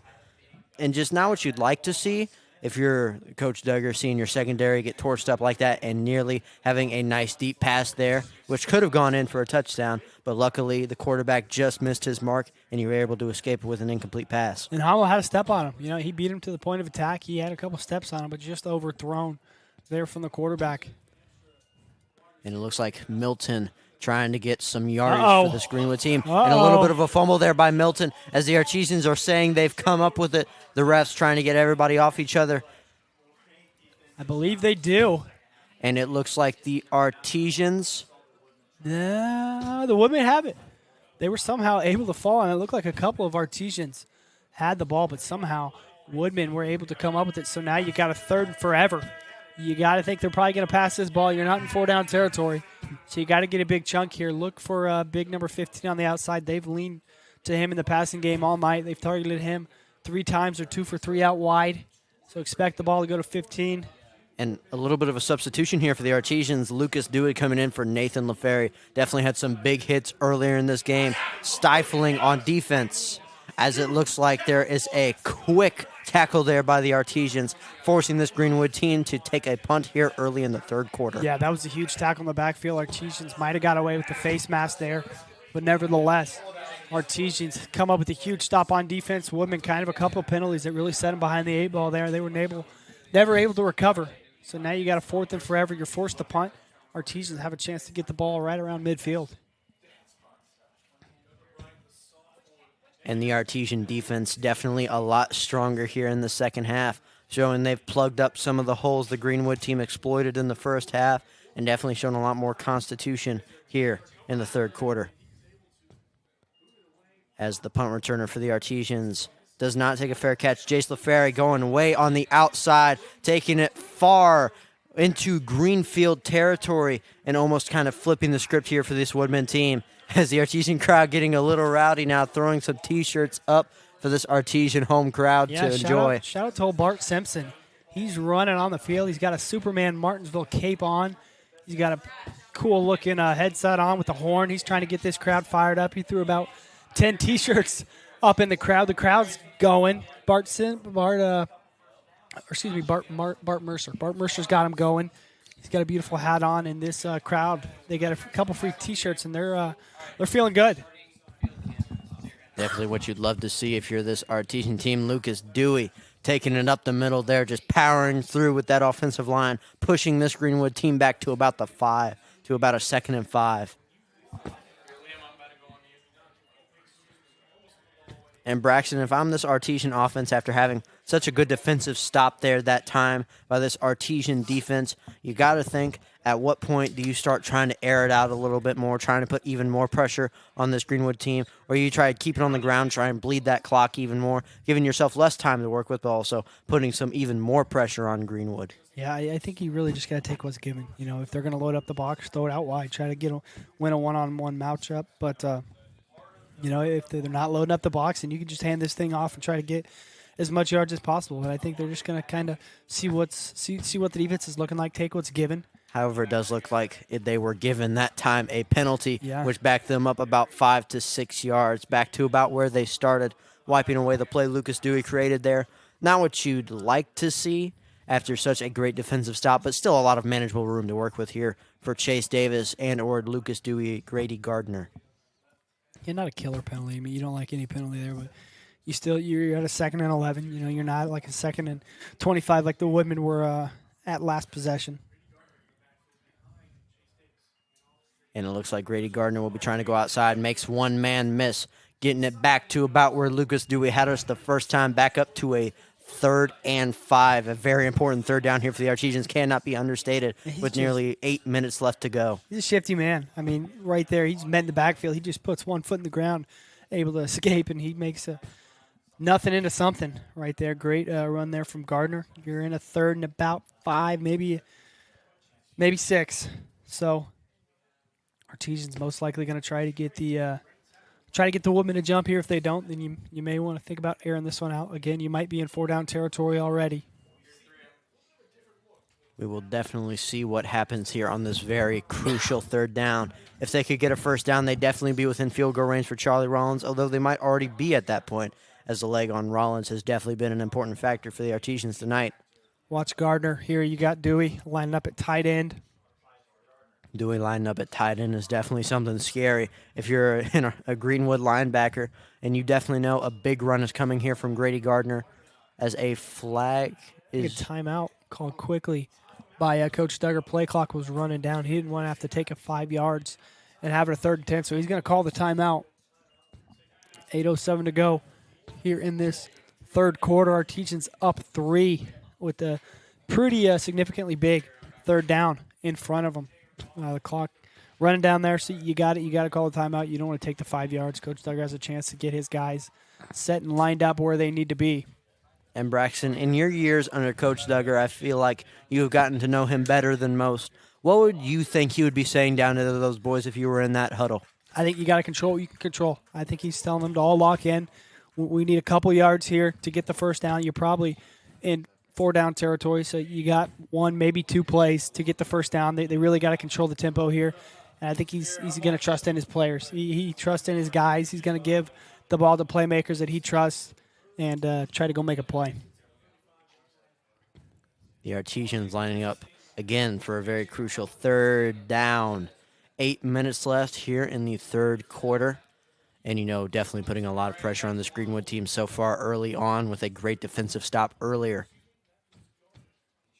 Thanks to a nice defensive tackle by that Artesian defense, which stopped one of the running backs from Greenwood behind the line, as it looks like a jet play, which will be faked and given to Lucas Dewey, who gets well beyond the 1st down marker and moves the chains again, giving us a new 1st down. Yeah, you fake the jet to Gardner. Everyone bites. They're thinking it's going to number 9. Every time he goes in motion, you got to key in on him. And just when you think it's going to number 9, they just give it to Dewey. Dewey knows where the sticks are, bounces it outside, able to pick up the 1st down. Artesians rolling right now in Greenwood territory.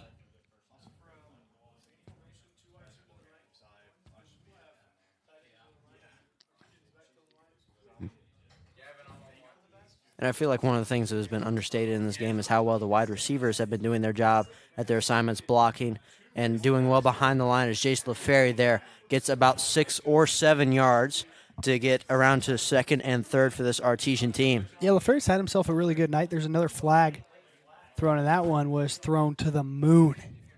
I mean, he absolutely threw that one as high as he could. And usually when you throw a flag that high, not necessarily a good thing. We had 2 flags on the play. One might have been a hold, but the other one looks to be maybe like an unsportsmanlike conduct. I think LaFerry might be called on that by the way he reacted. So it was a holding against the Artesians. And that will back them up a little bit. Unsportsmanlike conduct against the Artesians as well. Again, control you can control. Holding, sometimes that you're trying to block, you're trying really hard to get your hands in the right spot. Sometimes you may get caught up in a hold, but an unsportsmanlike conduct, you can 100% control that. You got to be better. You can't have those 15-yard penalties, just losing your emotion and having those. Those are kill. You can see Coach Duggar not happy. Speaking of losing emotion, definitely not what you'd love to see if you are the head coach there. Just something you can 100% control, like you said. But then again, emotions have been running high in this game so far. A lot of penalties on both sides of the ball. A lot of both sides of the ball getting a little antsy at times. Both sides jumping, both sides trying to figure each other out, but just not doing a good job on both sides of the ball. Yeah, and both teams have had costly penalties. We talk about the Greenwood's last drive. They were in like a 1st and 25. I think the Artesians are going to have a 1st and 75 here. Oh, my goodness. They keep going back, and they have the ball right around midfield, the 49-yard line. I mean, you had... And I feel like moving the chains at this point would be like moving a mountain for this Artesian offense to just get back within field goal range. Yeah. 1st and 35. Wow. Talk about some costly penalties. That'll come back to bite the Artesians in the foot. You're in almost in the red zone, and now you're back in your own territory. And Chase Davis rolling out, trying to just get it out quickly as he throws it to an incomplete pass, which might have been picked off had that Greenwood DB been a little bit faster. Yeah, that could come to be a huge penalty. I mean, the Artesians, again, had it in the Woodman territory, almost in the red zone. You back them up past the midfield. Now we're in a 2nd and 35. You got a long way for the sticks. If the Woodman can somehow get off the field here, this is going to be a huge stop for them. We'll see what the Artesians can master up here on offense.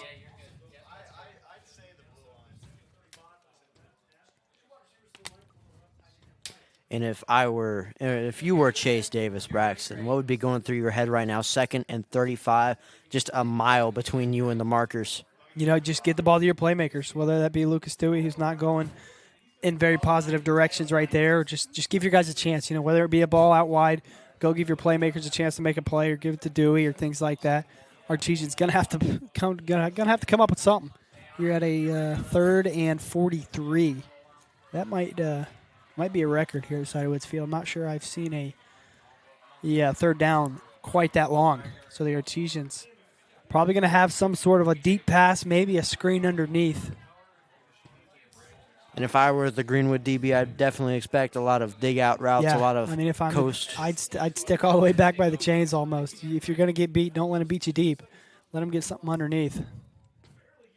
Definitely a lot of deep routes, but although it looks like they'll be going for a quick pass here to Casey, who has a wide open field in front of him as he nearly gets back to the original point of the field where the Artesians stood before all those penalties put them back behind the mountain. Misdirection worked. You send Dewey out in a little swing route. You got a couple guys following him, and then just when you think you have the slot receiver, Landon Casey, come right under middle, has a nice catch, a lot of room in front of him to run, and he's able to get it in a 4th and 12. I mean, you're still far away from the 1st down marker, but you got a much more manageable shot here. However, it does look like the Artesians are debating on whether or not they should go for it on 1st down. Definitely a very costly turnover if it were to fail, but still very great treasures await beyond as Casey tries to go up, and the DB was right there just knocking it out of his hands. Yeah, solid coverage there from the Woodmen. They were there step for step with him. You could see Chase tried to give a chance to Casey to make a play, and he put it in a spot to where he could have caught it, but credit to the Woodman defense. They were right there able to tip it away. So the Artesians did get some of that penalty yardage back, but nevertheless, the Woodmen with a huge stop on defense. They had the ball now with a chance to take the lead if they can get it in the end zone. Granted, if Casey caught that, I would have thought we would have had to get him tested if he was Superman or not. Yeah. He is quite the athlete. Quite the athlete out there.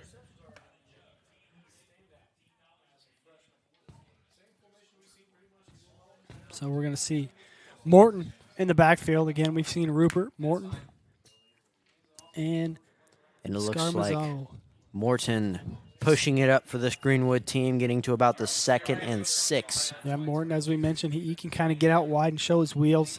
He had a nice run earlier that was in the end zone, but it got called back, so it didn't actually count. But he's got some wheels on him. If he can get bouncing outside or in some space, that could be trouble for this Artesian defense.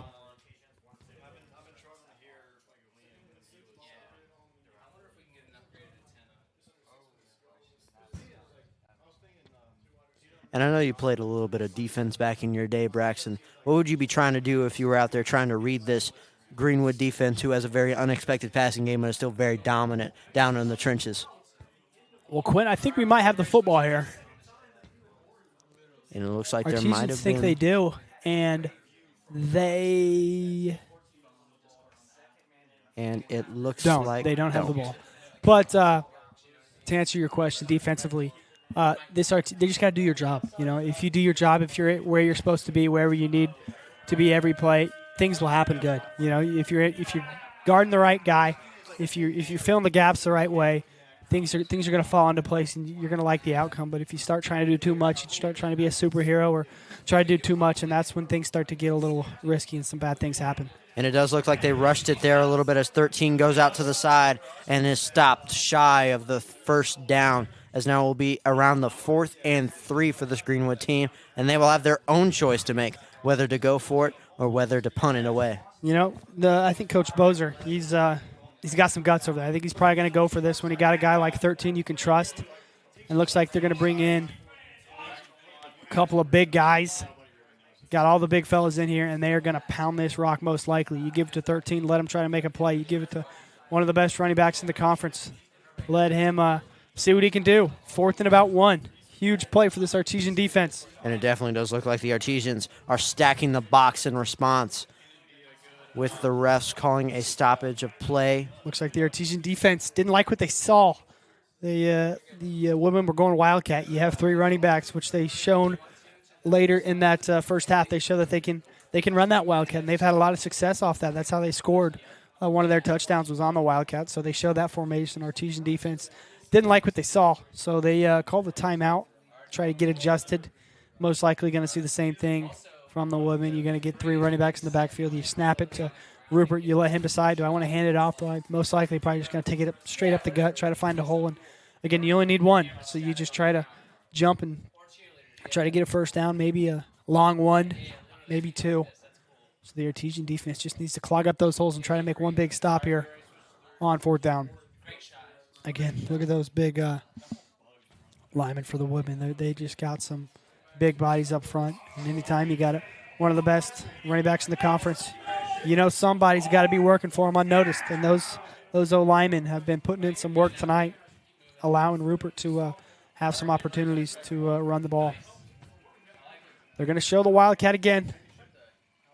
It looks like even more shirts are being thrown around in this Artesian crowd. Definitely getting the crowd hyped up again. Yeah, shout out to Bart Mercer again, handing the shirts. And oh my gosh, what a play. What a play by number 36, Joel Sumner, the linebacker, just getting easily past that offensive line and getting behind the line for the stop there. Just a beautiful play there by Sumner. He knew what was coming. He was able to chase down Rupert in the backfield and makes probably the play of the game at this point.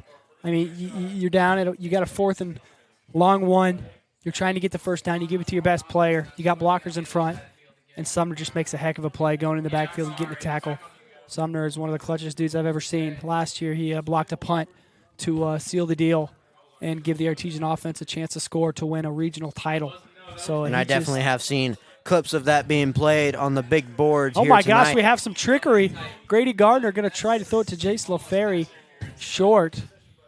Definitely getting us started off quick here in the third quarter again with only 4:44 to go. Just keeping everyone on their toes. You know, you give it to Grady Gardner, showing that he has some capabilities of letting that thing fly, and he did. Just a little short to LaFerry.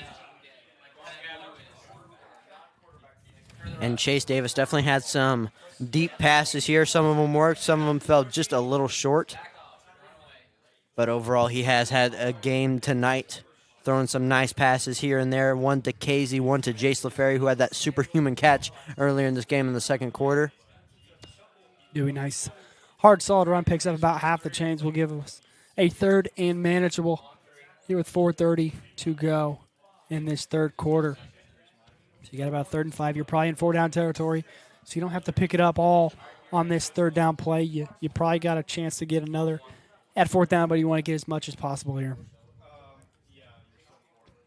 And just pushing these Woodmen back to a 3rd and 6. Definitely still manageable here for this Artesian offense, who has multiple options on how to push this forward, as Dewey seems to be going a little bit to the outside, and a flag is thrown there, as he looks like he was just short of getting that 1st down.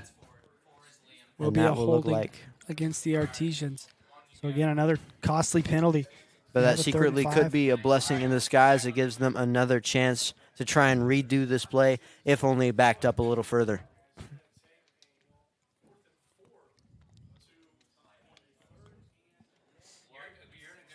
So it would have been about a 4th and 4. Now they get about 3rd and 11, maybe 12.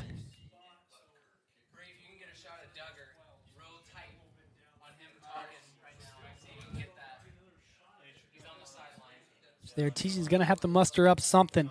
And it does look like here on 3rd and long. has taken Dewey off. Yep, Gardner back in the backfield. He get a little bit more speed back there. And it does look like Chase Davis struggling here, having to force to be rolling out of the pocket. Tries to pass it over to Landon Casey, but just a little short and nearly intercepted there by Greenwood's number 8, A.J. Higgins. He's had some moments of his own this game, some deflected passes, some near interceptions. Luckily, Chase Davis has gotten away mainly scot-free. Yeah, dangerous throw there. You know, he threw it right into Woodman's area where he could have picked that one off, but luckily couldn't get the hands on it. So now we got a 4th and long for the Artesians. Going to have to air it out most likely. Who will they try to take a shot with? Watch down low here maybe. Try to throw a shot to Casey. Watch Gardner slipping in a little screen maybe. You just got to watch everything with this offense. They got a lot of weapons.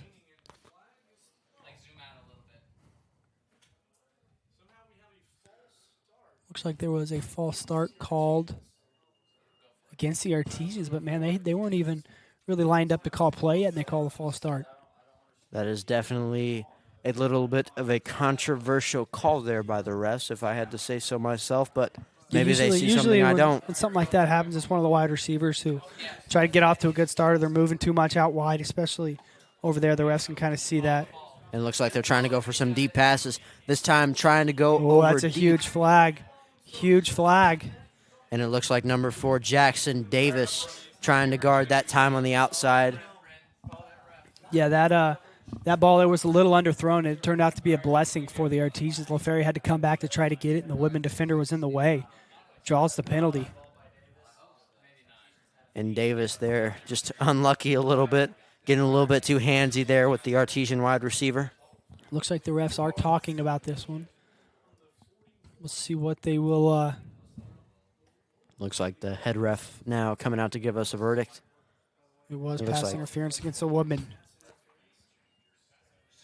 So that's huge. I mean, you're backed up in a 4th and forever, and you get a 15-yard penalty. That can totally change the outlook of this drive for the Woodman, Quinn. And now very easy to kind of pound it up the middle with Dewey or running outside with Grady Gardner if you're feeling risky. Maybe even a hidden trick play here that will give Chase Davis the ball, see what he can do with it. You never know what Duggar's going to pull out of his playbook. He's definitely got a lot of options his guys can pick from. A lot of weapons. You're right, a lot of weapons on the outside, on the inside, a lot of dudes that can make a play. So it looks like it will be from a 4th and about 17 to a 4th and 2. So that totally changes the play, I would think. You know, you got an option to hand it off now as opposed to try and pass it in the air. They're going to give it to Lucas Dewey, who is going to be close. I believe he got it. He did. And that is a very lucky play there for the Artesians, getting a very good blessing there from a defensive pass interference Lucas Dewey just pounding it up the middle, doing what he does best. Really smart play there from Dewey. Knowing where the sticks are, knowing he didn't have to get much. He just needs 2. So he goes right behind his big fellas up front and just kind of dives towards that first down marker, able to pick it up with a little bit to spare.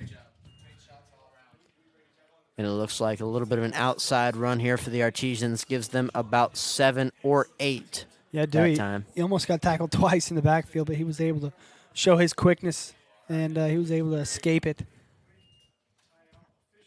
And definitely a very surprisingly shifty running back, as I've stated earlier. Lucas Dewey using his excellent perception and vision to make quick decisions that his mind can make seemingly in a split second and allow him to abuse gaps in this Greenwood defense.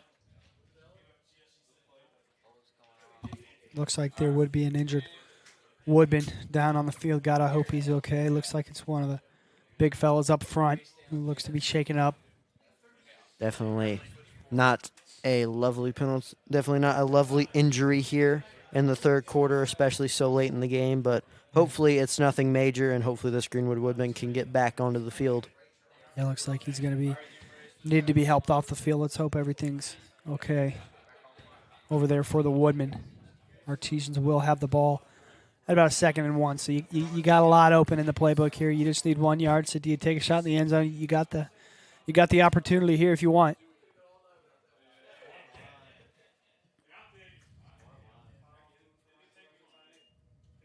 Got to take a shot over there.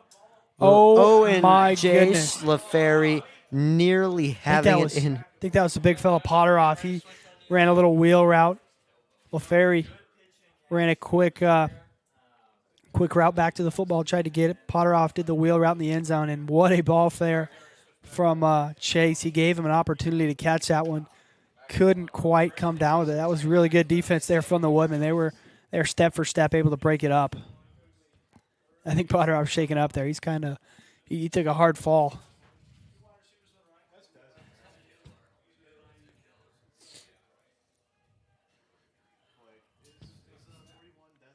And it looks like Grady Gardner going on the outside again, getting that easy first down and getting us to down about the 5-yard line, just inching us ever closer to an Artesian touchdown and getting us to the near end of the third quarter. Yeah, solid run there from Lucas Dewey. He knows where the sticks are, gets a first down. So now you got a first and about 6 to the goal line. So you know what you need to get here. You got 4 plays to do it. Artesians just need to be very, very careful to hold on to this football. And it almost seems like both defenses of teams have been trying to, tighten up, try and get that ball back for both their offenses. But it looks like Martinsville's just done a little bit better as Lucas Dewey runs it into the end zone that time for a nice touchdown there for the Martinsville Artesians.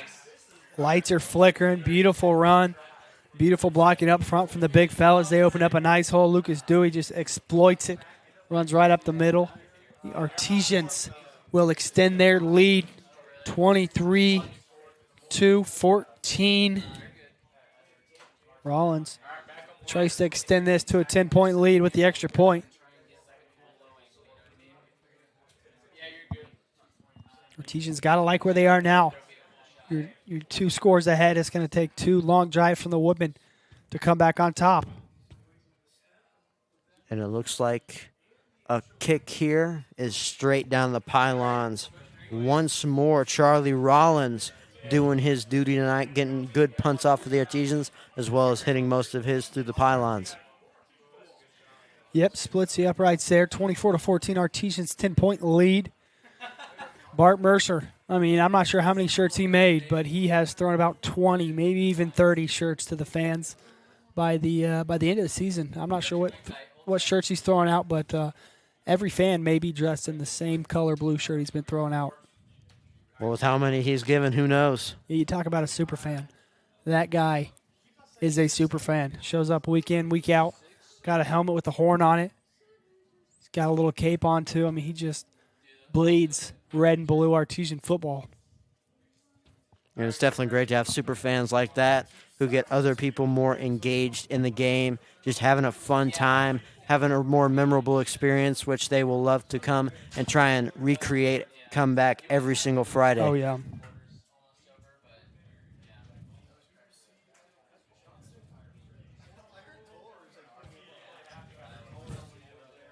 And if you're Greenwood, you got to be feeling the pressure now. Down 10 once more with only 2:49 here in the third quarter to go. You're trying to get momentum back as you are about to enter the fourth.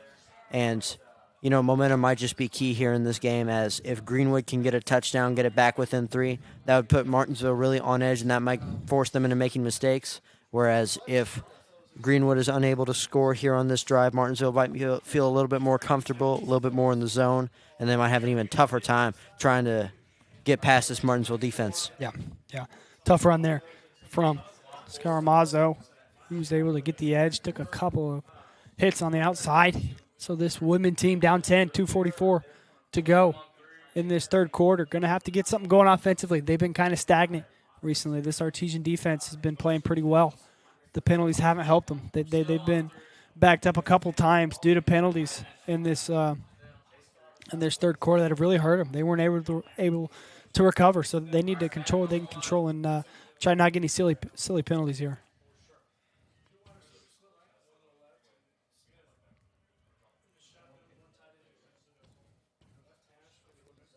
And Greenwood here, definitely an important drive as they get it set to start off. And the Artesians just surging through that offensive line and stopping them at the line of scrimmage. Just a beautiful push up front. The D-line able to split the middle, able to get in the backfield and stop them with no gain. Actually behind the line of scrimmage there. That's what you need to do. You need to set this Woodman behind the sticks. Make them have to make tough decisions and maybe air it out here in the second and third long situations. You got to try to make them feel uncomfortable. And if you get them behind the sticks, you're going to make them do just that. I mean, you got to wonder, when will Greenwood finally be forced out of the running game, if at all, and will start having to relying on their hidden passing talent to try and get past this Artesian defense, which they seem to be doing right here, as there could be cause for offensive pass interference there. Sure as will. 15s, as Greenwood's 15 shoved that defensive back there. Yeah. Benjamin Hommel. Hommel had a nice catch there, but shoved off at the beginning, so that one will be called back. That would have been his second touchdown of the night, but just got a little bit too handsy there right to the point of attack and kind of give him an extra shove, so that one won't count. And if you're Justin Bozer, you got to be furious with that play, just watching a wide receiver blatantly shove his DB back just to try and get to that ball. Blatant offensive pass interference, forcing the Greenwood back into an even more unfavorable position they already are. 2nd and 26. Yeah, credit to the QB there. Houseman put a great ball, put it right where he needed to. Just a little bit too much push in there from Hommel. And they're going to wipe off that catch and back him up even more.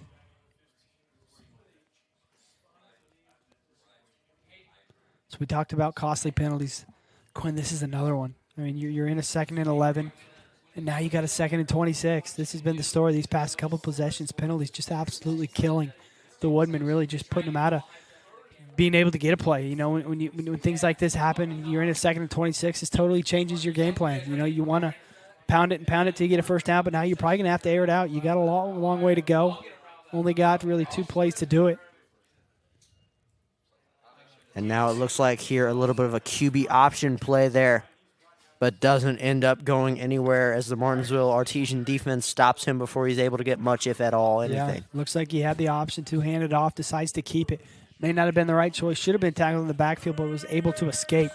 So now picks up a couple. That'll be a 3rd and 24 for the Woodmen. They got a long way to go. You're probably going to see them aired out here. You're not in 4-down territory. You're deep in your own territory, so you got to try to get a big chunk here and maybe try to gamble on 4th down and try to get it. But they're going to need something big here. Artesians might see some pressure, try to get home to the quarterback.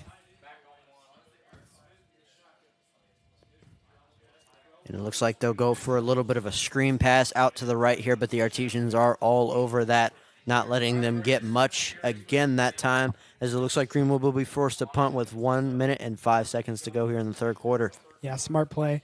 They're from the Artesians, all flowing to the football. They know where the ball was going. They shed a couple of blocks, and just when you see a bunch of red jerseys going to the football, you know it's a good thing. And you don't let that get anywhere. So now Woodman forced to punt to the Artesians. Artesians offense will have another crack at it here with just over a minute to go here left in this third quarter. Artesians have a chance to push this to a 3-score lead. And it looks like the earlier sprinkling has lightened up a bit. Hasn't mattered much, though, in this game, as both teams have been very heavily run-orientated, as Greenwood is set to punt off. And that one, seemingly a fair catch that time by number 5, Jace LaFerry. As it looks like the Artesians will have the ball with 58.9 seconds to go here in the third quarter. Yeah, and if I'm, the Artesians, I'm going to run this ball a lot. You know, right now you're up 10.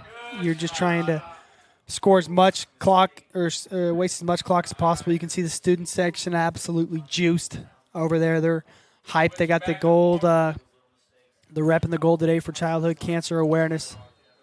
Always love to see that for a great cause.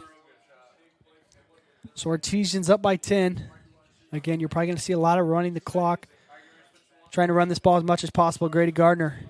Grady going on the outside, doing what he does best with those quick feet. Going out to the outside, getting a few yards here for this Martinsville Artesian team as they are set to bleed the clock out into the fourth quarter. Yeah. One more play, and they after they run this play, they will have a chance to take it to the third quarter if they want to.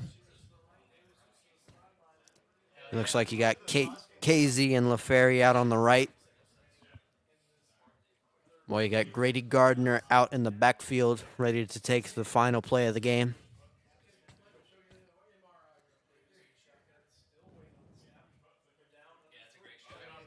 It looks like Grady takes the ball again, does a little bit of a counter there.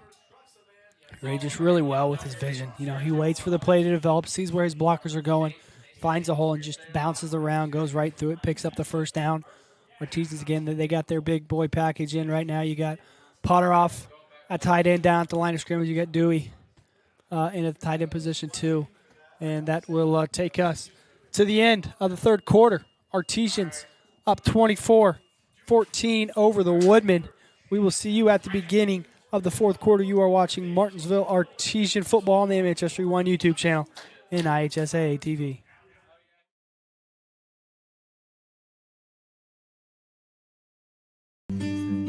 At Home Bank, we value our communities. Homegrown. Home style. Home team. Home for the holidays. Your new home. Because at the end of the day, this is your bank. And when a bank really understands your needs, you feel at home.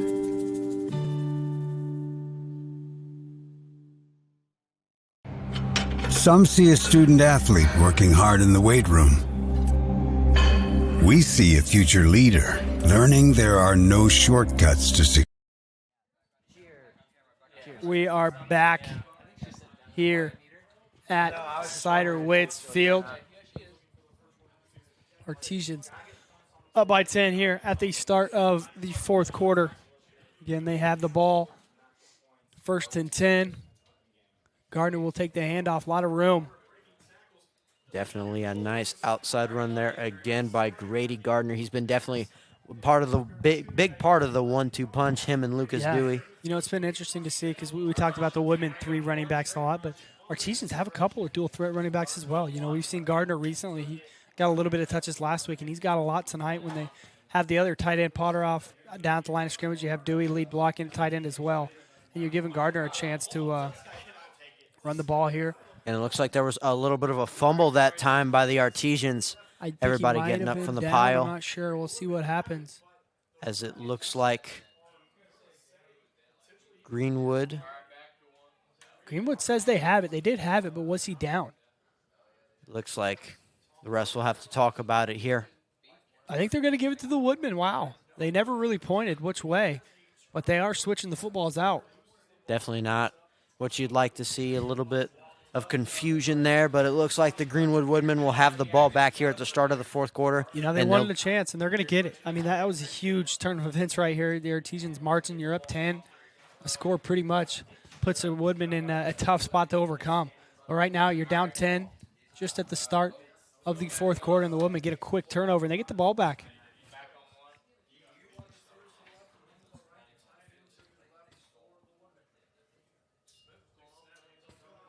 It looks like the Artesians trying to get behind the line there, but just unable to get it.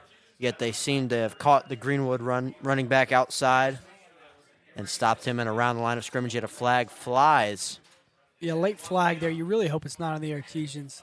They've had a couple of those personal fouls that'll really cost them. And although this might be the last matchup we see between Martinsville and Greenwood for a while, it is still very heated between these two intense rivals. Yeah, every week 3, these teams always bring it, and it typically is a good game between these two teams. It always is a great way to start off conference play before getting to some more intense rivalries like Martinsville versus Decatur or the Battle of the End like you talked about with Mooresville later in the season. Will be a personal foul against the Artesians and just a killer penalty. Definitely not what you like to see. The Artesians definitely lacking a little bit of control here in their emotions as they're up. Definitely not what you'd like to see. Duggar might needing to have to work with this team a little bit on controlling their emotions. But otherwise, they've remained so far calm as only 2 of those plays have been called, and both of them were in the second half. Yeah, got to control what you can control. And those type of penalties where you just lose control and do something silly, those can really kill it. Those can really kill a momentum swing. Those can kill drives. And right there, you give them a free 15 yards there. Woodman, 1st and 10.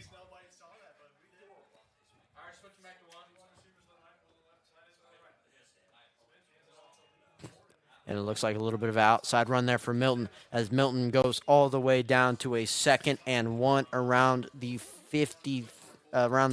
46-yard line. Yeah, we talked about the quickness that Morton can have, and he was able to bounce it outside, get it around the edge, right around the first down marker. There'll be a 2nd and short, but a nice run there.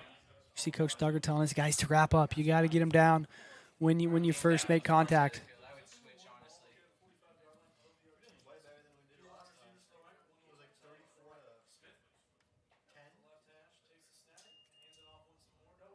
Woodman going to take a shot. They got a man running free. And it just missed his hands by a little bit as it looks like he tried to lay out for that one, but it was just out of his grasp. Yeah, Smith just overthrew that one. He had his man Jackson Davis running up the middle. Had a chance to get it, but just overthrown. And that's what you get when you're in those 2nd and 1 situations. That allows you to take a shot, and they try to hit him up the middle there, but just overthrown. So now you're in a 3rd and short. Expect to see Morton or whoever's in the backfield. I believe it's Morton to get this handoff, try to get the first down here for the Woodmen. Go all the way out if you can. Looks like the Woodmen trying to run it forward, and it does look like they get the first down on that play. Solid hole there. Morton knew where it was, kind of got tripped up, but was able to pick up the first down with ease. So with 10 minutes, 40 seconds and counting, Woodmen down 10, trying to cut it to 3. And, you know, the Woodmen getting a little bit lucky here to start the quarter off, getting that lucky fumble recovery. And, you know, just having lady luck on their side so far in the 4th quarter, whereas it has favored the Artesians and others.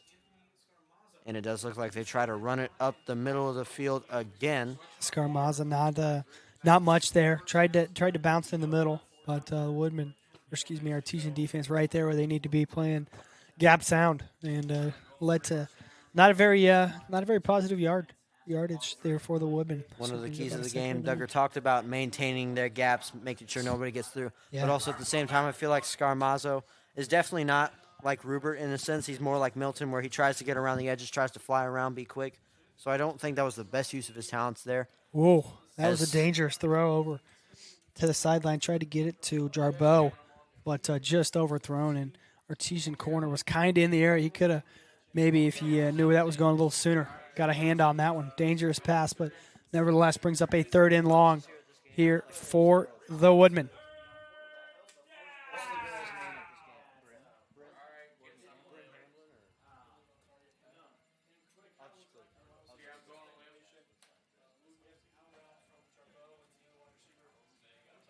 So 3rd and long. Cowbell Nation on their feet, ringing those bells. Woodmen are going to run it. Some room up the middle to Rupert. And Rupert just bulldozing his way straight down the middle. Another late flag.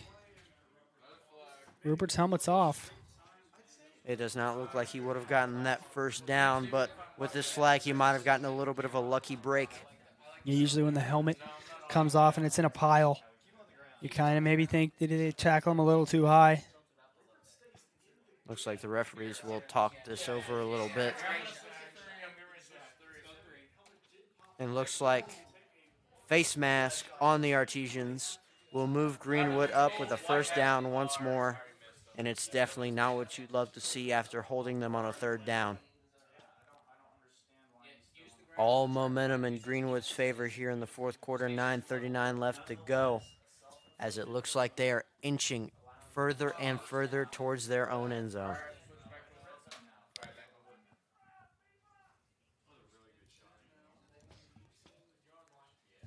Woodman. 1st and 10 in the red zone, threatening to score here. And we'll give it to Rupert again. Not much. Credit to the D line there from the Artesians. Got a pile of them just swarming right there. Looks like the first one to the football was Levi Reuter.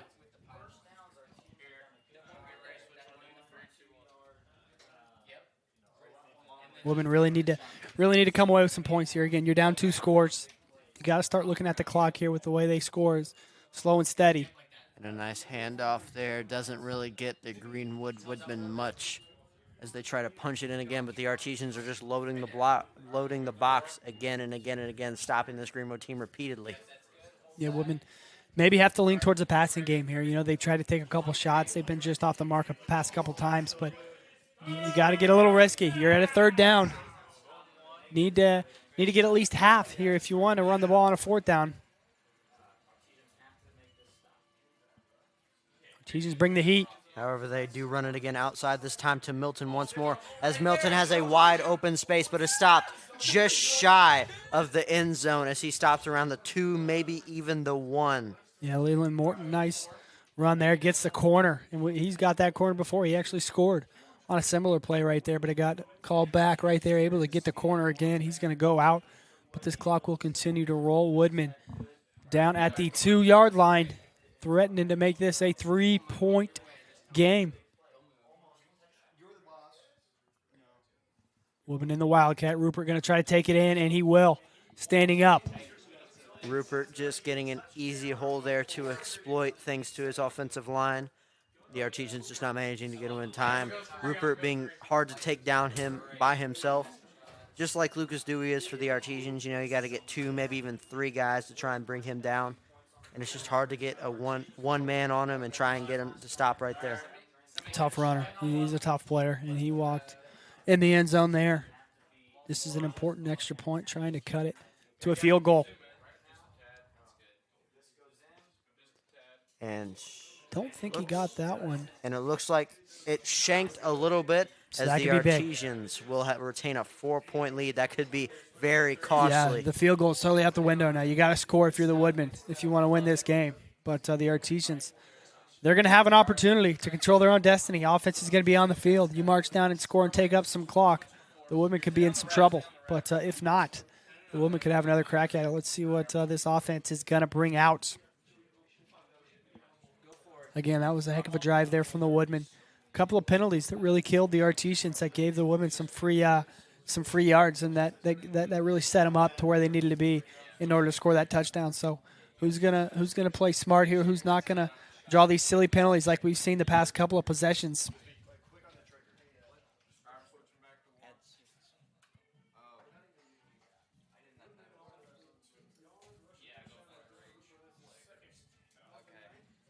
So 20-24 ball game, 8 minutes to go here in this fourth quarter.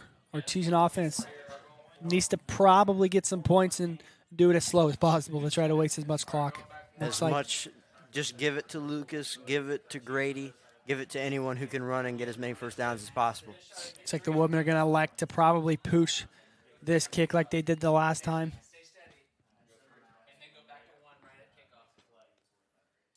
Greenwood set to punt.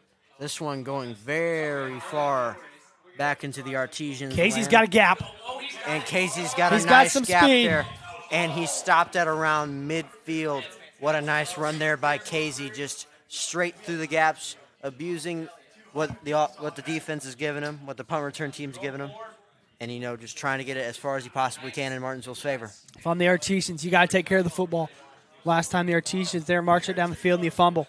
And the women capitalized. They were able to get in the end zone. If I'm the Artisians, I'm holding on to that ball, 2 hands, not letting the Woodmen get another fumble recovery. Again, we're under 8 minutes to go. Artesians most likely going to pound and ground here. And it looks like a nice little handoff there to Grady Gardner, who tries to get out to the edge, but is stopped by a Greenwood defender, number 24, Tyson Jones, on the outside. Just a great read there by Tyson. Sure was, and he made a heck of a tackle. I mean, he was a one-on-one there with Gardner. He was able to spin him around and get him down right around the yardage, so no gain there for the Artesians. Clock will continue to roll. Again, a little mixed direction. You got Gardner going in motion. Last time they did that, they handed it off to Dewey, so you got a lot of options with that motion. That time they gave it to Gardner. And it looks like Dewey going straight up the middle. Gets a first down or very close to it. As Dewey, you know you can always lean on him to get big yards when it counts. Yeah, Dewey can really put this thing away if he can run this ball hard. If the Artesian O-line can get some blocks, they waste some clock here and they can manage to get in the end zone. But that guy right there on your screen, number 8, going to have to run this ball hard and hold on to that football. And if the Artesians do manage to get a touchdown or even a field goal, it will definitely force Greenwood to lean off their running game and more into the passing game to try and freeze the clock, which will definitely weaken Greenwood a very lot. Yeah, I mean, that's just not what they do. They like to run that ball, and if they're going to be forced to be in a time crunch, they're going to have to start airing it out. Dewey, a lot of room in front of them, just plowing over some defenders. They're going to feel that one tomorrow. Lucas Dewey, first down and more. And it's just so hard to stop a man like that when he's got blockers in front of him. He's got space. He's going downhill. Yeah, when he's going downhill, just watch out, man. And especially if you're the first man that has to tackle him, you know you're going to be hurting tomorrow. Oh, yeah. Artesians again in no hurry, wasting as much clock as possible. Probably won't snap this until under 10 seconds on the play clock at least. Chase Davis, speaking of his receivers on the right, Landon Casey and Jace LaFerry there for a bit before handing it off to Lucas as he tries to fly around to the right, finding another gap and getting very close to a first down marker again. I mean, Dewey just running at will at this point. Every time he gets the ball, it seems like he's getting at least 10. And he's just running really hard right now, finding open field and just putting the foot down and going downhill. And right now you've seen back-to-back runs where he's just been finding open space and just going downhill. Under 6 minutes to go here in this fourth quarter. Artesians in the red zone. And that Greenwood student section across the field, which was lively earlier in the game, seemingly a little bit quieter now as Lucas Dewey is just plowing his way down the field through this Greenwood defense, like you said, just seemingly at will.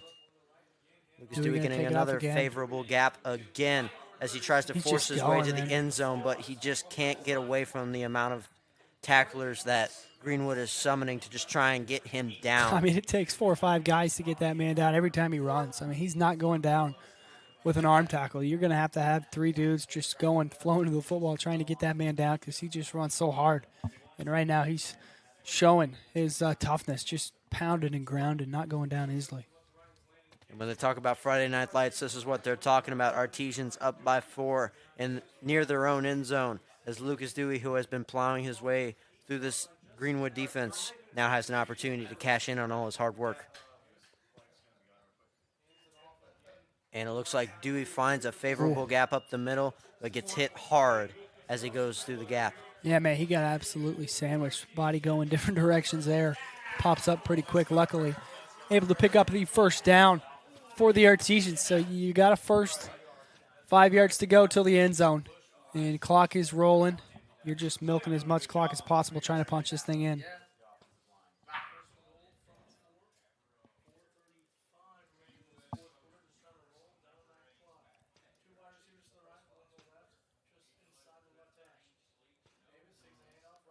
Lucas Dewey dodging a little bit to the left as he gets easily into that end zone for his second touchdown of the night. Lucas Dewey running all over this Greenwood defense as now Martinsville fervently has the lead back and possibly an 11-point lead. Yeah, talk about cashing in all the hard work right there. Lucas Dewey just pounded and grounded, gave it to him all possession, and he was able to finally cash that one in for the touchdown. Artesians jump up and lead by 2 scores once again here with 4:25 to go in this fourth quarter.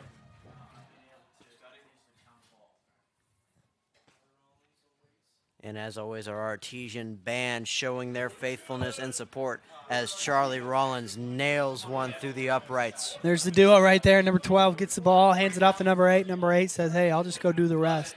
Going downhill, scoring. You can see the band, as you mentioned. They've been playing pretty well tonight. We can hear them from up here. Student section's been pretty lively. But that duo right there, it's been electric. Number 12's been putting some balls on the money. Been giving guys chances to make some plays. Lucas Dewey, I can't talk enough of how much and how hard that guy runs. He's just going downhill, and he's a tough man to stop, especially when the O-line is making such great holes like they've been doing tonight. Makes his job pretty easy. See Coach White Shrake right there. Hands at his side, trying to direct this team towards victory. Again, 11-point lead, 4:25 to go. Now you're looking, if you're the Woodmen, you really don't have a lot of time to do what you want to do, which is pound and ground. And you're going to have to lean towards the air raid offense and try to throw some shots, because you don't have time to simply just pound and ground this whole time. You're going to run out of time. So you expect them to try and throw some shots, and they're going to have to make something happen in the air if they're going to want to come back here.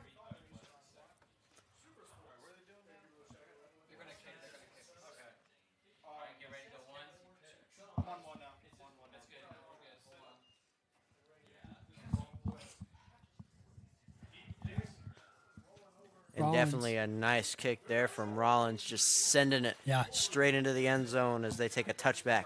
So Greenwood will have the ball here. They're going to have to score, as we mentioned, and score relatively quick, and probably, depending on how quick they score, if they score, maybe lean towards an onside kick to try to get the ball back. But first things first, they're going to have to put together a drive to try to get it in the end zone here. Artesian defense will be tested yet again.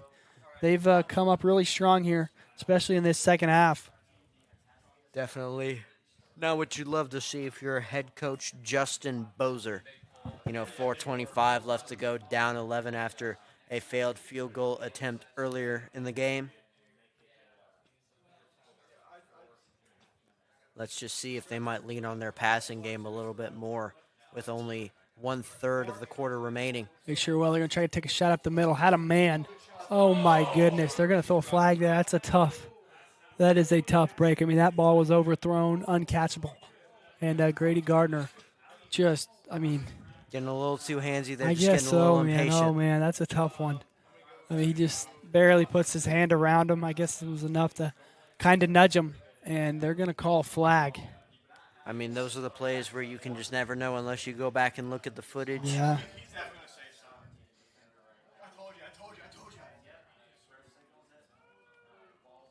The Artesian crowd definitely letting the refs know their that's opinions. a tough one. I mean, that's a bang-bang play.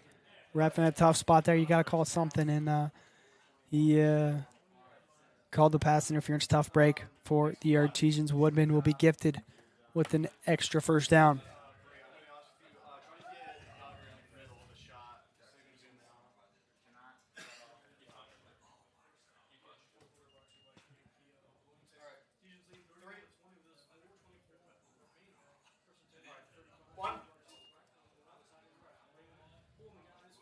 Looks like Morton taking it up outside that time once more as the Greenwood Woodmen try to hurry back to the line with only 4:08 left to go here in the fourth quarter. The clock not necessarily in Greenwood's favor at this point in the game. They're going to have to go quick. We know what they want to do, so if they're going to run the ball, they better get to the line quick and try to get big chunks as they do. They're definitely rushing it a little bit more than they would usually as Rupert takes the ball again, one of the best running backs in conference and possibly in the entire state of Indiana. Just gets a favorable outside run there and just does what he does best. Tough runner right there from Rupert, and he's got the weapons up front, big guys to help him be successful, and they've had a lot of success on the ground tonight.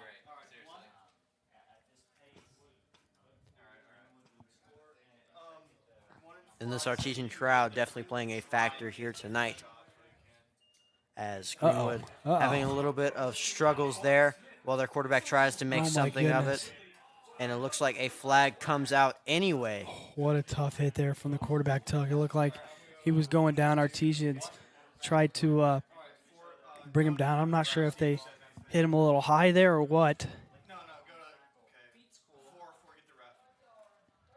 Oh, they're going to call a face mask against the Artesians. That's another penalty that you don't like to see if you're the Artesians. That's another free 15. That's 30 yards on this drive that had just been gifted to the Woodmen. Definitely not fantastic circumstances, although with how much the Artesian defense has been able to bleed this clock away with only 3:24 left to go, Greenwood definitely has to hurry a lot faster if they want to win this game. And it looks like the Artesians getting through the line and getting a sack as they strip it away. Ball and still the in Artesians the air. land on it. Let's go. Artesians land on the fumble, and that might do it. And that just might be your game, ladies and gentlemen. We will definitely have to see the Artesians getting a very lucky fumble recovery that time. Wow, what a play from the Artesians. You can see the fans, student section absolutely loving that one. What a play there from number 32. Quentin Simpson puts on the cape.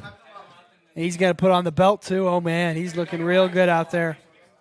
He's going to stand on the bench. Man, Quentin Simpson, how about Q with the big play there? The glory is his for this moment, as I'm sure he will cherish it forever. As Casey's got some room. Casey goes way on the outside and gets an easy touchdown. Later, Landon Casey with the cherry on top right there. Lights flicker, and number 2 getting his first touchdown of the year. How about the guy? And what a way to get your first touchdown of the year, no less, in a blowout fashion against this Greenwood team now. Up 18. Casey showing the wheels there, man. He took it around the corner, had one man to beat, hit him with the 1-2 step, and he was gone.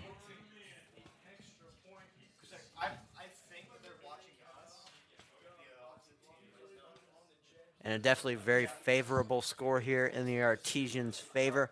However, there's still time left, and there have been crazier things that have happened in the sports world as Charlie Rollins nails one between the uprights once again. His accuracy is just off the charts tonight. Yeah, I mean, he's just got a special leg, and he's one of those guys you can rely on when you need him.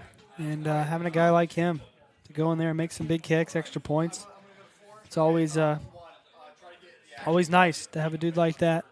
Charlie, the senior, has been kicking for the Artesians now for a couple of years.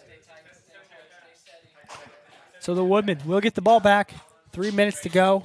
Probably not going to see a lot of running the ball, you wouldn't think. They're going to have to air it out and try to make something happen. Because running the ball with this this clock is not going to do it for them. Again, you're down 3 scores at this point. 3 minutes to go. Woodmen gotta score, and they gotta score quick.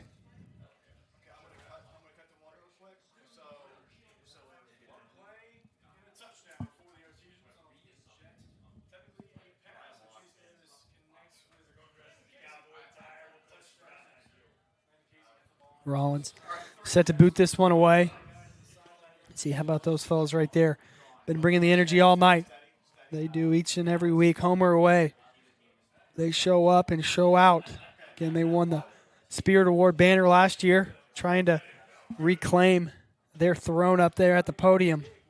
And Charlie Rollins just nailing it back there, but a flag is thrown. Yeah, the kick out of bounds there will give the Woodmen a little bit better field position, but still in quite the hole they're going to have to dig themselves out of if they want to make something happen here. 38-20 here, about 3 minutes left to go in the fourth quarter. And this one is looking like the nail in the coffin, and they're starting to finally close that casket door on this Greenwood team. Again, Greenwood probably going to air this out because they got to score quick, and this secondary for the Artesians may be tested. Got to stay home. Don't let anything behind you right now. Keep everything in front of you. Keep everything in balance. Let this clock roll.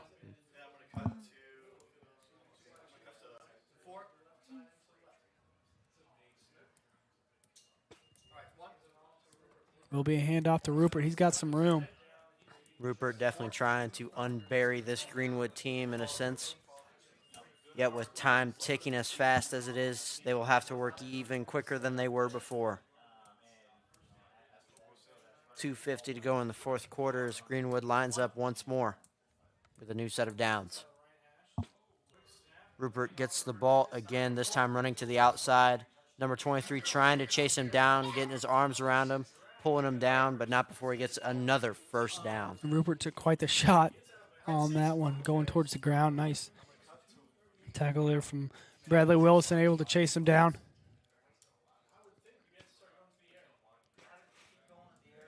There's Coach Moser there. Excuse me. Coach Bozer trying to make something happen again. Clock's not in your favor. You got 2:38 to go and counting at this point for the Woodmen. They're going to try to throw it deep here. Artisians get some pressure, and they looks will like the get home. Artisians get him again for another sack in this fourth quarter. Gunnar Bryant absolutely swallowing the quarterback right there. Wow. And you got to think, what a night for this Artesian D-line, just really starting to feast on this Greenwood offensive line and getting to that quarterback very easily now. They sure have. They've gotten home a couple times, and they've got to that quarterback. D-line coach White Straight got to be pretty happy about how his fellas have performed here tonight.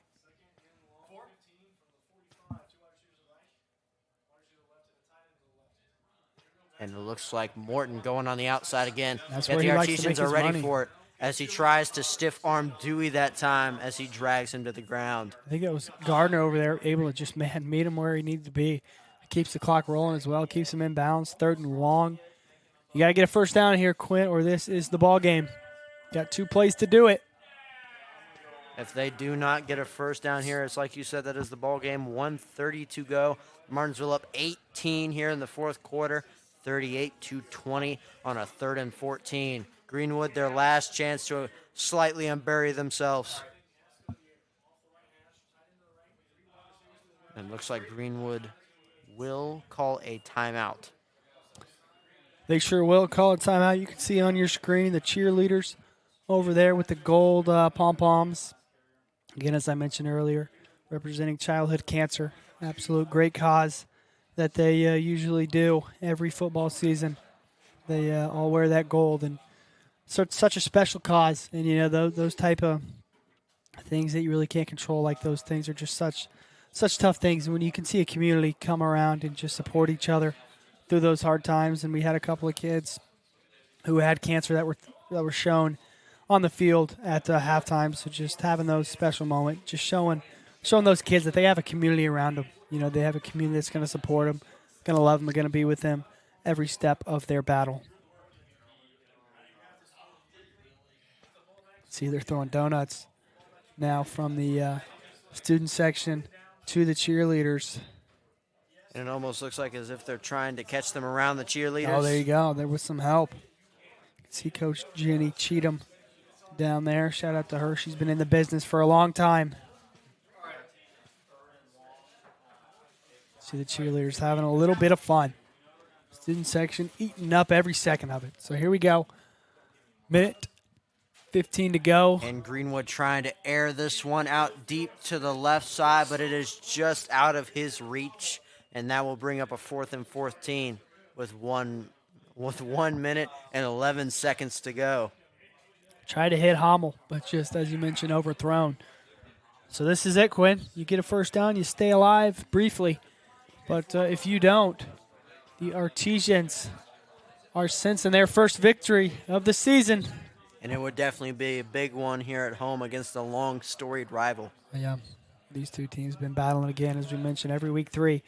But this will be the last one for a while, as unless they meet later in the postseason this year and maybe in years to come, they will not be having a Week 3 battle anymore, as Greenwood will be joining a new conference. Flag thrown. We'll see who it'll be on. And if it's a flag on Greenwood, I feel like Duggar might just decline to go ahead and take his knee and get out of the game in victory formation. You're speaking the truth here, Quinn. Duggar will decline. Artesians will send out their victory offense, which means they will kneel this ball a couple times. And the Artesians getting that first win. It's got to feel good over there on that Artesian sideline. You come up short week 1. You battle hard week 2. You lose to a really good Bloomington South team, highly ranked in 5A, and they're going to have a really good year this year as well, I'm sure. And the Artesians showed a lot of fight last week, had a chance until a late turnover in that game. And right here, the Artesians picking up the first win of the season, first win, 1-0 in Mid-State Conference. Can't start it off any better than how they did today. And again, tough couple first games, but the Artesians have the rest of the season right in front of them. They control their own destiny here. And they got a lot to look forward to, a lot in front of them. The big game next week, we talk about good teams. Decatur, just as good, if not even better, than the team they played last week in Bloomington South. They're one of the best teams in 5A as well. Decatur always seemingly one of the top of its conference, along with the other giants like Plainfield, Mooresville, and Whiteland. Yeah, a lot of success in the Mid-State Conference. Last year, Decatur had they lost to the Artisians again in that absolute wild finish. And they ended up going on to win state in 5A. So that shows how good of a team they were. And Artesians came out on top last year. Let's see what will happen next week as the Artesians get their first win of the season, 38-20. Got to feel good if you're a Martinsville Artesian fan tonight, finally getting in that win column.